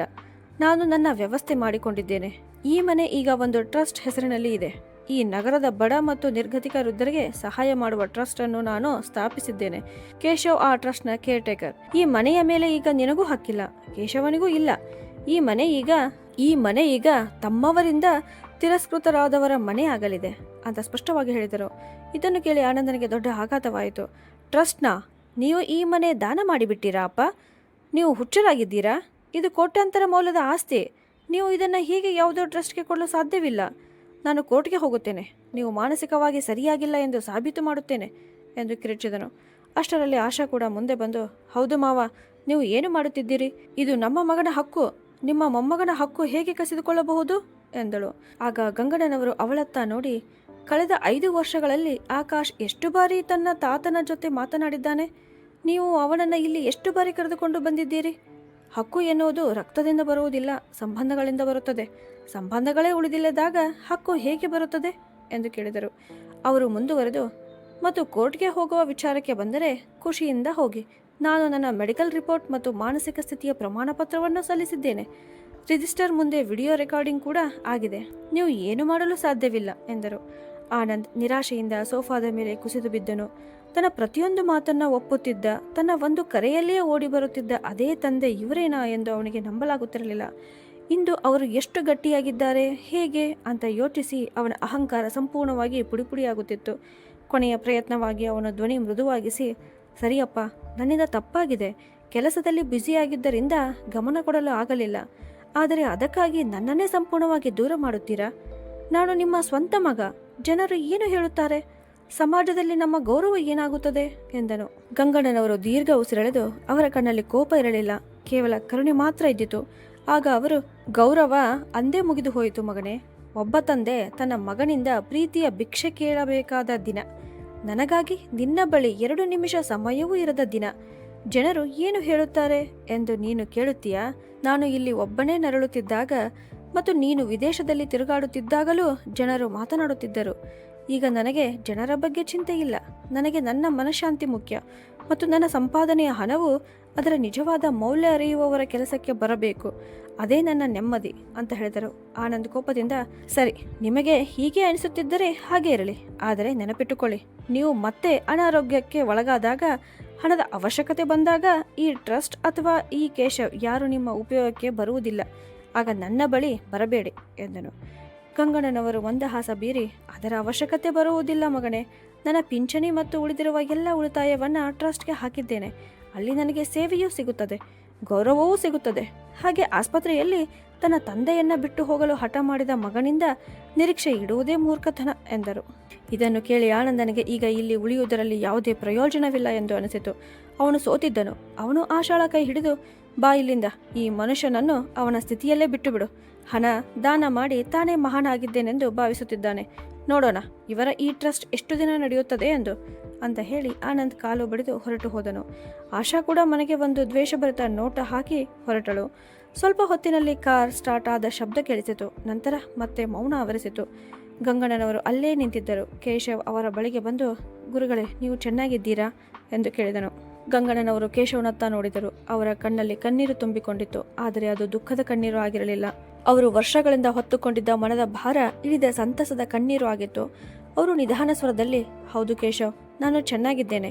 ಇಂದು ನನ್ನ ಕಣ್ಣೀರಿನ ಮೊದಲ ಲೆಕ್ಕವನ್ನ ತೀರಿಸಿದ್ದೇನೆ ಅಂತ ಹೇಳಿದರು. ಆದರೆ ನಿಜವಾದ ಲೆಕ್ಕ ಇನ್ನೂ ಬಾಕಿಯೇ ಇದ್ದಿತು. ಆನಂದನಿಗೆ ಇನ್ನೂ ತಾನು ಏನು ಕಳೆದುಕೊಂಡಿದ್ದೇನೆ ಎಂಬುದು ಅರ್ಥವಾಗಿರಲಿಲ್ಲ. ಅವನಿಗೆ ಕೇವಲ ಒಂದು ಮನೆ ಮತ್ತು ಜಮೀನು ಕಳೆದುಕೊಂಡಿದ್ದೇನೆ ಎಂದು ಅನಿಸುತ್ತಿತ್ತು. ಆದರೆ ಕಾಲವೇ ಅವನಿಗೆ ತೋರಿಸಬೇಕಾಗಿತ್ತು ಅವನು ನಿಜವಾಗಿ ಏನು ಕಳೆದುಕೊಂಡಿದ್ದೇನೆ ಎಂದು. ಅವನಿಗೆ ಒಂದು ವಿಷಯ ಅರ್ಥವಾಗುತ್ತಿರಲಿಲ್ಲ. ತಾನು ಅಷ್ಟು ದುರ್ಬಲನಂತೆ ಭಾವಿಸಿದ್ದ ತಂದೆ ಇಷ್ಟು ಗಟ್ಟಿಯಾದ ಕಾನೂನು ಸಿದ್ಧತೆ ಹೇಗೆ ಮಾಡಿಕೊಂಡರು ಅಂತ. ಆದರೆ ಈಗ ಅವನ ಕೈಯಲ್ಲಿ ಏನೂ ಇರಲಿಲ್ಲ. ಅತ್ಯಂತ ದೊಡ್ಡ ಸಮಸ್ಯೆ ಏನೆಂದರೆ ಆ ಆಸ್ತಿಯ ಮೇಲೆ ನಂಬಿಕೆ ಇಟ್ಟುಕೊಂಡೇ ಅವನು ಹಲವಾರು ವ್ಯಾವಹಾರಿಕ ಒಪ್ಪಂದಗಳನ್ನು ಮಾಡಿಕೊಂಡಿದ್ದನು. ಆ ಮನೆಯಿಂದ ದೊಡ್ಡ ಮೊತ್ತದ ಹಣ ಬರುತ್ತದೆ. ಅದರಿಂದ ಹಳೆಯ ಸಾಲಗಳನ್ನು ತೀರಿಸಿ ಹೊಸ ಕಾರಣ EMI ಕೂಡ ಪಾವತಿಸಬಹುದು ಎಂದು ಅವನು ಅಂದುಕೊಂಡಿದ್ದನು. ಆದರೆ ಈಗ ಆ ಎಲ್ಲ ಹೊರೆ ಅವನ ತಲೆಯ ಮೇಲೆ ಬಿದ್ದಿತು. ಹೀಗೆ ಕೆಲವು ತಿಂಗಳುಗಳು ಒತ್ತಡದಲ್ಲೇ ಕಳೆಯಿತು. ಅವನ ಸಂಪೂರ್ಣ ಗಮನ ಆಸ್ತಿ ಮತ್ತು ಹಣದ ಸಮಸ್ಯೆಗಳಲ್ಲಿಯೇ ಸಿಲುಕಿಕೊಂಡಿತ್ತು. ಆದ್ದರಿಂದ ಅವನ ಕೆಲಸದ ಮೇಲಿನ ಗಮನ ಸಂಪೂರ್ಣವಾಗಿ ಕಡಿಮೆಯಾಯಿತು. ಆಫೀಸ್ನಲ್ಲಿ ಅವನು ತುಂಬಾ ಕಿರಿಕಿರಿಯಾಗಿದ್ದನು. ತನ್ನ ತಂಡದವರ ಮೇಲೆ ಕಾರಣವಿಲ್ಲದೆ ಕೋಪದಿಂದ ಕೂಗುವುದು ಅವನ ಅಭ್ಯಾಸ ಆಗಿಬಿಟ್ಟಿತ್ತು. ಯಾವ ಪ್ರಮೋಷನ್ಗಾಗಿ ಅವನು ಕನಸು ಕಾಣುತ್ತಿದ್ದನೋ ಕಂಪನಿ ಅದೇ ತಾತ್ಕಾಲಿಕವಾಗಿ ನಿಲ್ಲಿಸಿತು. ಮತ್ತೊಂದು ದಿನ ಅವನು ಊಹಿಸದದ್ದೇ ನಡೆಯಿತು. ಕಂಪನಿಯಲ್ಲಿ ಒಂದು ಗ್ಲೋಬಲ್ ಆಡಿಟ್ ನಡೆಯಿತು. ಅದರಲ್ಲಿ ಆನಂದನ ಡಿಪಾರ್ಟ್ಮೆಂಟ್ನಲ್ಲಿ ಹಲವು ತಪ್ಪುಗಳು ಪತ್ತೆಯಾದವು. ಮ್ಯಾನೇಜ್ಮೆಂಟ್ ಇದನ್ನು ತುಂಬಾ ಗಂಭೀರವಾಗಿ ತೆಗೆದುಕೊಂಡಿತು. ಮುಂದಿನ ದಿನ ಆನಂದ್ ಆಫೀಸ್ಗೆ ಬಂದಾಗ ಅವನನ್ನು HR ಹೆಡ್ ಅವರ ಕ್ಯಾಬಿನ್ಗೆ ಕರೆಯಲಾಯಿತು. ಅಲ್ಲಿನ ವಾತಾವರಣ ತುಂಬಾ ಗಂಭೀರವಾಗಿತ್ತು. HR ಅವನಿಗೆ ಒಂದು ಲಕೋಟೆ ನೀಡಿದರು. ಅದು ಟರ್ಮಿನೇಷನ್ ಲೆಟರ್ ಆಗಿರಲಿಲ್ಲ, ಆದರೆ ಅದಕ್ಕಿಂತಲೂ ಕೆಟ್ಟದ್ದು. ಅವನನ್ನು ಹುದ್ದೆಯಿಂದ ಕೆಳಗಿಳಿಸಲಾಗಿತ್ತು ಮತ್ತು ಅವನ ಸಂಬಳವನ್ನು ಅರ್ಧಕ್ಕೆ ಕಡಿತ ಮಾಡಲಾಗಿತ್ತು. ಅದರ ಜೊತೆಗೆ ಮುಂದಿನ 3 ತಿಂಗಳಲ್ಲಿ ಅವನ ಕಾರ್ಯಕ್ಷಮತೆ ಸುಧಾರಿಸದಿದ್ದರೆ ಕೆಲಸವೇ ಕಳೆದುಕೊಳ್ಳಬೇಕಾಗುತ್ತದೆ ಎಂದು ಎಚ್ಚರಿಕೆ ನೀಡಲಾಯಿತು. ಇದು ಆನಂದನಿಗೆ ಭಾರಿ ಆಘಾತವಾಗಿತ್ತು. ಅವನ ಸಂಪೂರ್ಣ ಹೈ ಪ್ರೊಫೈಲ್ ಜೀವನವೇ ದೊಡ್ಡ ಸಂಬಳದ ಮೇಲೆ ನಿಂತಿತ್ತು. ಈಗ ಸಂಬಳ ಅರ್ಧವಾಗಿದ್ದರಿಂದ ಮನೆಯ EMI, ಮಗುವಿನ ಫೀಸ್ ಮತ್ತು ಇತರ ಖರ್ಚುಗಳನ್ನು ನಿಭಾಯಿಸುವುದೇ ಕಷ್ಟವಾಗಿತ್ತು. ಆ ಸಂಜೆ ಆನಂದ್ ಮನೆಗೆ ಬಂದಾಗ ಸಂಪೂರ್ಣವಾಗಿ ಮುರಿದು ಹೋಗಿದ್ದನು. ಅವನು ಈ ಎಲ್ಲವನ್ನ ಆಶಾಳಿಗೆ ಹೇಳಿದನು. ಆಶಾ ತನ್ನನ್ನು ಸಮಾಧಾನಪಡಿಸಿ, ಪರವಾಗಿಲ್ಲ, ನಾವು ಇಬ್ಬರು ಸೇರಿ ಇದನ್ನು ನಿಭಾಯಿಸೋಣ ಎಂದು ಹೇಳುತ್ತಾಳೆ ಎಂದು ಅವನು ನಿರೀಕ್ಷಿಸಿದ್ದನು. ಆದರೆ ಆಶಾಳ ಪ್ರತಿಕ್ರಿಯೆ ಸಂಪೂರ್ಣವಾಗಿ ವಿರುದ್ಧವಾಗಿತ್ತು. ಅವಳು ಕೋಪದಿಂದ, ನೀನು ಇಷ್ಟು ನಿರ್ಲಕ್ಷ್ಯವಾಗಿರಲು ಹೇಗೆ ಸಾಧ್ಯ? ನಮ್ಮ ಖರ್ಚುಗಳು ಎಷ್ಟು ಹೆಚ್ಚಿವೆ ಎಂಬುದು ಗೊತ್ತಿಲ್ಲವೇ? ಈಗ ಆಕಾಶ್ನ ಫೀಸ್ ಹೇಗೆ ಕಟ್ಟುವುದು? ನನ್ನ ಕಿಟ್ಟಿ ಪಾರ್ಟಿಗಳೇನು? ಮುಂದಿನ ತಿಂಗಳು ಯುರೋಪ್ಗೆ ಹೋಗಬೇಕಿತ್ತು, ಅದೇನು ಎಂದು ಕೇಳಿದಳು. ಅವಳು ಮುಂದುವರೆದು, ನಿನ್ನ ಅಹಂಕಾರದ ಕಾರಣ ಎಲ್ಲವನ್ನ ಹಾಳು ಮಾಡಿಬಿಟ್ಟಿದ್ದೀಯಾ. ಮೊದಲು ಆಸ್ತಿಯನ್ನು ಕಳೆದುಕೊಂಡೆ, ಈಗ ಕೆಲಸವನ್ನು ಅಪಾಯಕ್ಕೆ ತಳ್ಳಿದ್ದೀಯಾ. ನೀನು ಸಂಪೂರ್ಣ ಲೂಸರ್ ಎಂದಳು. ಲೂಸರ್ ಎಂಬ ಆ ಪದ ಆನಂದನ ಹೃದಯಕ್ಕೆ ಬಾಣದಂತೆ ತೂರಿತು. ಯಾರಿಗಾಗಿ ಅವನು ತನ್ನ ತಂದೆಯನ್ನು ದೂರ ಮಾಡಿದನೋ ಇಂದು ಅದೇ ಹೆಂಡತಿ ಅವನನ್ನು ಲೂಸರ್ ಎಂದು ಕರೆದಿದ್ದಳು. ಇದಾದ ನಂತರ ದಿನದಿಂದ ದಿನಕ್ಕೆ ಆನಂದನ ಪರಿಸ್ಥಿತಿ ಇನ್ನಷ್ಟು ಕೆಟ್ಟದಾಗತೊಡಗಿತು. ಒಂದು ದಿನ ಹೆಚ್ಚು ಒತ್ತಡದಿಂದ ಆನಂದನಿಗೆ ಆಫೀಸ್ನಲ್ಲೇ ತಲೆ ಸುತ್ತಿ ಬಿದ್ದಂತಾಯಿತು. ಅವನ ಸಹೋದ್ಯೋಗಿಗಳು ತಕ್ಷಣ ಅವನನ್ನು ಆಸ್ಪತ್ರೆಗೆ ಕರೆದೊಯ್ದರು. ಅವನಿಗೆ ಪ್ರಜ್ಞೆ ಬಂದಾಗ ಆಶಾ ಅವನ ಪಕ್ಕದಲ್ಲಿ ಕುಳಿತಿದ್ದಳು. ಆದರೆ ಅವಳ ಮುಖದಲ್ಲಿ ಚಿಂತೆಗಿಂತ ಕೋಪವೇ ಹೆಚ್ಚು ಕಾಣಿಸುತ್ತಿತ್ತು. ಅವಳು ಹೇಳಿದಳು, ಡಾಕ್ಟರ್ ನಿಮಗೆ ವಿಶ್ರಾಂತಿ ಬೇಕು ಅಂತ ಹೇಳಿದ್ದಾರೆ. ಆದರೆ ವಿಶ್ರಾಂತಿ ಮಾಡೋದು ಹೇಗೆ? ಮನೆಯ EMI ಬ್ಯಾಲೆನ್ಸ್ ಆಗಿದೆ. ಬ್ಯಾಂಕ್ನವರು ಮತ್ತೆ ಮತ್ತೆ ಫೋನ್ ಮಾಡುತ್ತಿದ್ದಾರೆ. ಮುಂದಿನ ವಾರದೊಳಗೆ ಹಣ ಕೊಡದಿದ್ದರೆ ಮನೆ ಸೀಲ್ ಮಾಡುವ ನೋಟಿಸ್ ಕಳಿಸುತ್ತೇವೆ ಅಂತ ಹೇಳುತ್ತಿದ್ದಾರೆ ಅಂತ. ಆನಂದ್ ತನ್ನ ಮುಚ್ಚಿದ ಕಣ್ಣಿನಿಂದ ಕಣ್ಣೀರಿನ ಒಂದು ಹನಿ ಜಾರುವುದನ್ನು ಅನುಭವಿಸಿದ. ಏಕೆಂದರೆ ಇಂದು ಅವನು ತನ್ನದೇ ಜೀವನದ ಗುಲಾಮನಾಗಿ ಹೋಗಿದ್ದ. ಮುಂದಿನ ದಿನ ಆಸ್ಪತ್ರೆಯಿಂದ ಮನೆಗೆ ಬಂದಾಗ ಆ ಮನೆ ಅವನನ್ನು ನುಂಗಲು ಬರುವಂತೆ ಕನಿಸಿತು. ಗೋಡೆಗಳ ಮೇಲೆ ಹಾಕಿದ್ದ ದುಬಾರಿ ಪೇಂಟಿಂಗ್ಗಳು ಅವನನ್ನು ಹಾಸ್ಯ ಮಾಡುತ್ತಿರುವಂತೆ ಕಂಡವು. ಆಗ ಅವನಿಗೆ ಅರ್ಥವಾಯಿತು, ಇದು ನಿಜವಾದ ಮನೆಯಲ್ಲ, ಇದು ಕೇವಲ ಇಟ್ಟಿಗೆ ಮತ್ತು ಕಲ್ಲಿನಿಂದ ಮಾಡಿದ ಕಟ್ಟಡ ಮಾತ್ರ. ನಿಜವಾದ ಮನೆ ಎಂದರೆ ಅವನು ಊರಿನಲ್ಲಿ ಬಿಟ್ಟು ಬಂದ ಮನೆ. ಅಲ್ಲಿ ಗೋಡೆಗಳಲ್ಲಿ ತೆವವಾದ ವಾಸನೆ ಇತ್ತು, ಆದರೆ ಸಂಬಂಧಗಳ ಉಷ್ಣತೆಯೂ ಇತ್ತು. ಅಲ್ಲಿ ನೆಲ ಕಚ್ಚಾ ಆಗಿತ್ತು, ಆದರೆ ಜನರ ಹೃದಯಗಳು ಗಟ್ಟಿಯಾಗಿದ್ದವು ಅಂತ. ಇಂದು ಅವನಿಗೆ ತನ್ನ ತಪ್ಪಿನ ಬಗ್ಗೆ ತುಂಬಾ ಪಶ್ಚಾತ್ತಾಪವಾಗುತ್ತಿತ್ತು. ಇನ್ನಷ್ಟು ಸಾಕು ಎಂದು ಅವನು ತೀರ್ಮಾನಿಸಿದ. ತನ್ನ ಪಾಪಗಳಿಗೆ ಪ್ರಾಯಶ್ಚಿತ ಮಾಡಬೇಕು ಎಂದುಕೊಂಡ. ಆದರೆ ಅವನ ಮನಸ್ಸಿನಲ್ಲಿ ಒಂದು ಭಯವೂ ಇದ್ದಿತು. ತುಂಬಾ ತಡ ಆಗಿದೆ, ಅಪ್ಪ ನನ್ನನ್ನು ಕ್ಷಮಿಸುತ್ತಾರೆಯೇ ಅಂತ. ಆ ರಾತ್ರಿ ಆನಂದ್ ತನ್ನ ಅಹಂಕಾರವನ್ನು ಸಂಪೂರ್ಣವಾಗಿ ಬಿಟ್ಟು ಮರುದಿನ ಬೆಳಗ್ಗೆ ಆಗುತ್ತಿದ್ದಂತೆ ತನ್ನ ಊರಿನ ಕಡೆ ಹೊರಟ. ಇಡೀ ರಾತ್ರಿ ಅವನಿಗೆ ಒಂದು ವಿಚಾರವೇ ಕಾಡುತ್ತಿತ್ತು. ತನ್ನ ಕಾರಣದಿಂದ ತಂದೆಯ ಕಣ್ಣಿಂದ ಬಿದ್ದ ಕಣ್ಣೀರಿನ ಬೆಲೆ ತಾನು ಯಾವಾಗಲಾದರೂ ತೀರಿಸಬಹುದೇ ಎಂದು. ಸಂಜೆ ವೇಳೆಗೆ ಅವನು ಊರಿಗೆ ತಲುಪಿದ. ಊರಿನ ಬೀದಿಗಳು ಹಾಗೇ ಇದ್ದವು, ಆದರೆ ಆನಂದನ ಕಣ್ಣುಗಳು ಬದಲಾಗಿದ್ದವು. ಈಗ ಅವನಿಗೆ ಅಲ್ಲಿ ಕಸ ಮತ್ತು ಕೆಸರು ಕಾಣಿಸಲಿಲ್ಲ. ಅದರ ಬದಲು ಅಲ್ಲಿ ತನ್ನತನ ಕಾಣಿಸುತ್ತಿತ್ತು. ಅವನು ಭಯಭೀತನಾಗಿ ತನ್ನ ಮನೆಯ ಕಡೆ ನಡೆದು ಹೋದ. ಅಲ್ಲಿ ಅಪ್ಪ ನನ್ನನ್ನು ತಳ್ಳಿ ಹಾಕಿ ಬಿಡುತ್ತಾರೋ ಎಂಬ ಭಯ ಅವನ ಮನಸ್ಸಿನಲ್ಲಿ ಇದ್ದಿತು. ಮನೆಯ ಹತ್ತಿರ ಬಂದಾಗ ಒಳಗಿನಿಂದ ಡೋಲು ಮತ್ತು ಕೊಳಲಿನ ಶಬ್ದ ಕೇಳಿಸಿತು. ಭಜನೆ ನಡೆಯುತ್ತಿತ್ತು. ಗೇಟ್ ತೆರೆದಿತ್ತು. ಆನಂದ್ ನಿಧಾನವಾಗಿ ಒಳಗೆ ಕಾಲಿಟ್ಟ. ಆದರೆ ಎದುರಿನ ದೃಶ್ಯ ನೋಡಿ ಅಲ್ಲೇ ನಿಂತು ಬಿಟ್ಟ. ಹಾಲಿನಲ್ಲಿ ಸುಮಾರು 50 ಜನರು ಕುಳಿತಿದ್ದರು. ಆನಂದ್ ಒಂದು ಮೂಲೆಯಲ್ಲಿ ನಿಂತುಕೊಂಡ.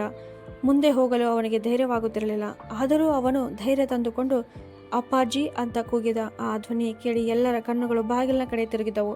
ಗಂಗಣ್ಣನವರು ವರಾಂಡದ ಮಧ್ಯದಲ್ಲಿ ಕುಳಿತಿದ್ದರು. ಅವರ ಸುತ್ತ ಹಲವಾರು ವೃದ್ಧರು ಕುಳಿತಿದ್ದರು. ಗಂಗಣ್ಣನವರು ತಮ್ಮ ಕನ್ನಡಕವನ್ನು ಸರಿಪಡಿಸಿಕೊಂಡು ನೋಡಿದರು. ಒಂದು ಕ್ಷಣ ಅಲ್ಲಿ ಸಂಪೂರ್ಣ ಮೌನ ಆವರಿಸಿತು. ಆನಂದ್ ತಲೆ ತಗ್ಗಿಸಿಕೊಂಡು ನಿಂತಿದ್ದನು. ಅವನು ತಪ್ಪು ಮಾಡಿದವನಂತೆ ಕಾಣುತ್ತಿದ್ದನು. ಅವನು ನಿಧಾನವಾಗಿ ನಡೆಯುತ್ತಾ ಗಂಗಣ್ಣನವರ ಬಳಿ ಬಂದು ಮೊಣಕಾಲೂರಿ, ಅಪ್ಪ, ನನ್ನನ್ನು ಕ್ಷಮಿಸಿ. ನಾನು ತುಂಬ ದೊಡ್ಡ ತಪ್ಪು ಮಾಡಿದ್ದೇನೆ. ನಾನು ಅಂಧನಾಗಿ ಹೋಗಿದ್ದೆ. ನನ್ನ ತಪ್ಪಿನ ಶಿಕ್ಷೆ ನನಗೆ ಸಿಕ್ಕಿದೆ. ದಯವಿಟ್ಟು ನನ್ನನ್ನು ಕ್ಷಮಿಸಿ. ಒಮ್ಮೆ ಅವಕಾಶ ಕೊಡಿ. ನಾನು ಎಲ್ಲವನ್ನ ಸರಿಪಡಿಸುತ್ತೇನೆ ಎಂದು ಅಳುತ್ತಾ ಹೇಳಿದನು. ಗಂಗಣ್ಣನವರು ಆಳವಾಗಿ ಉಸಿರೆಳೆದು ಮತ್ತು ಹೇಳಿದರು, ಮಗನೇ, ಕೆಲವು ಸಂಬಂಧಗಳನ್ನು ಸಮಯ ಇರುವಾಗಲೇ ಕಾಪಾಡಿಕೊಳ್ಳಬೇಕು. ಒಮ್ಮೆ ನಮ್ಮವರ ಹೃದಯ ಒಡೆದರೆ ನಂತರ ಕೇಳುವ ಕ್ಷಮೆಯೂ ಆ ನೋವನ್ನು ಹಿಂದಕ್ಕೆ ತರುವುದಿಲ್ಲ. ಇಂದು ನೀನು ಪಶ್ಚಾತ್ತಾಪ ಪಡುತ್ತಿದ್ದೀಯಾ? ಆದರೆ ಆ ದಿನ ಒಮ್ಮೆ ಆದರೂ ನೀನು ಒಬ್ಬ ವೃದ್ಧ ತಂದೆಯನ್ನು ಒಂಟಿಯಾಗಿ ಬಿಟ್ಟು ಹೋಗುತ್ತಿದ್ದೆ ಎಂದು ಯೋಚಿಸಲಿಲ್ಲ ಅಂತ ಹೇಳಿ ಅವರು ಮತ್ತೊಮ್ಮೆ ಆಳವಾಗಿ ಉಸಿರೆಳೆದು, ನಿನಗೆ ನಾನು ಶಾಪ ಕೊಡಲ್ಲ. ಆದರೆ ಈಗ ನನ್ನ ಹೃದಯದಲ್ಲಿ ನಿನಗಾಗಿ ಯಾವ ಜಾಗವೂ ಉಳಿದಿಲ್ಲ. ನೀನು ಹೋಗಬಹುದು ಅಂತ ಹೇಳಿದರು. ಇದನ್ನು ಕೇಳುತ್ತಿದ್ದಂತೆ ಆನಂದನ ಕಣ್ಣೀರು ಇನ್ನಷ್ಟು ಜೋರಾಗಿ ಹರಿಯತೊಡಗಿತು. ಅವನು ಕೆಲ ಕ್ಷಣ ಅಲ್ಲೇ ಕುಳಿತಿದ್ದನು. ಬಹುಶಃ ತಂದೆ ನನ್ನನ್ನು ತಡೆಯಬಹುದು ಎಂದು ಅವನು ಆಶಿಸಿದ್ದನು. ಆದರೆ ಗಂಗಣ್ಣನವರು ಮೌನವಾಗಿ ಮತ್ತೆ ಅತಿಥಿಗಳ ನಡುವೆ ಹೋಗಿ ಕುಳಿತರು. ಆನಂದ್ ನಿಧಾನವಾಗಿ ಎದ್ದು ನಿಂತನು. ಮತ್ತೊಮ್ಮೆ ತನ್ನ ಮನೆಯನ್ನು ನೋಡಿದನು. ತಾನು ಬಾಲ್ಯವನ್ನು ಕಳೆದಿದ್ದ ಆ ಅಂಗಣವನ್ನು ನೋಡಿದನು. ನಂತರ ಭಾರವಾದ ಹೆಜ್ಜೆಗಳಿಂದ ಹೊರಗೆ ನಡೆದು ಹೋದನು. ಆ ದಿನ ಅವನಿಗೆ ಮೊದಲ ಬಾರಿಗೆ ಅರಿವಾಯಿತು, ಕೆಲವು ನಿರ್ಧಾರಗಳು ಜೀವನವನ್ನೇ ಬದಲಾಯಿಸುತ್ತವೆ ಮತ್ತು ಕೆಲವು ತಪ್ಪುಗಳಿಗೆ ಕ್ಷಮೆಯೇ ಸಿಗುವುದಿಲ್ಲ ಅಂತ. ಸ್ನೇಹಿತರೆ, ಜಗತ್ತಿನಲ್ಲಿ ಪ್ರತಿಯೊಂದು ತಪ್ಪಿಗೂ ಕ್ಷಮೆ ಸಿಗಬಹುದು. ಆದರೆ ತಂದೆ ತಾಯಿಯ ಹೃದಯಕ್ಕೆ ತಗುಲಿದ ನೋವನ್ನು ಮರೆಯುವುದು ತುಂಬ ಕಷ್ಟ. ಆದ್ದರಿಂದ ಸಮಯ ಇರುವಾಗಲೇ ತಂದೆ ತಾಯಿಯನ್ನು ಗೌರವಿಸಿ, ಪ್ರೀತಿಸಿ. ಏಕೆಂದರೆ ಅವರು ದೂರವಾದ ನಂತರ ಜಗತ್ತಿನ ಯಾವ ಸಂಪತ್ತು ಅವರ ಕೊರತೆಯನ್ನು ತುಂಬಲಾರದು. ಹಾಗಿದ್ದರೆ ಸ್ನೇಹಿತರೆ, ಕೊನೆಯಲ್ಲಿ ಗಂಗಣ್ಣನವರು ತೆಗೆದುಕೊಂಡ ನಿರ್ಧಾರ ಸರಿಯಾಗಿತ್ತೆ? ಕಮೆಂಟ್ ಮಾಡಿ ತಿಳಿಸಿ. ಕಥೆಯನ್ನು ಕರ್ನಾಟಕದ ಯಾವ ಊರಿನಿಂದ ನೋಡಿದಿರಿ ಅಂತಲೂ ತಿಳಿಸಿ. ಕಥೆಗೊಂದು ಲೈಕ್ ಕೊಟ್ಟು ಶೇರ್ ಮಾಡಿ. ಹಾಗೂ ಇದೇ ಥರ ಕಥೆಗಳನ್ನು ನೋಡಲು ನಮ್ಮ ಚಾನಲನ್ನು ಸಬ್ಸ್ಕ್ರೈಬ್ ಮಾಡಿ. ಧನ್ಯವಾದಗಳು.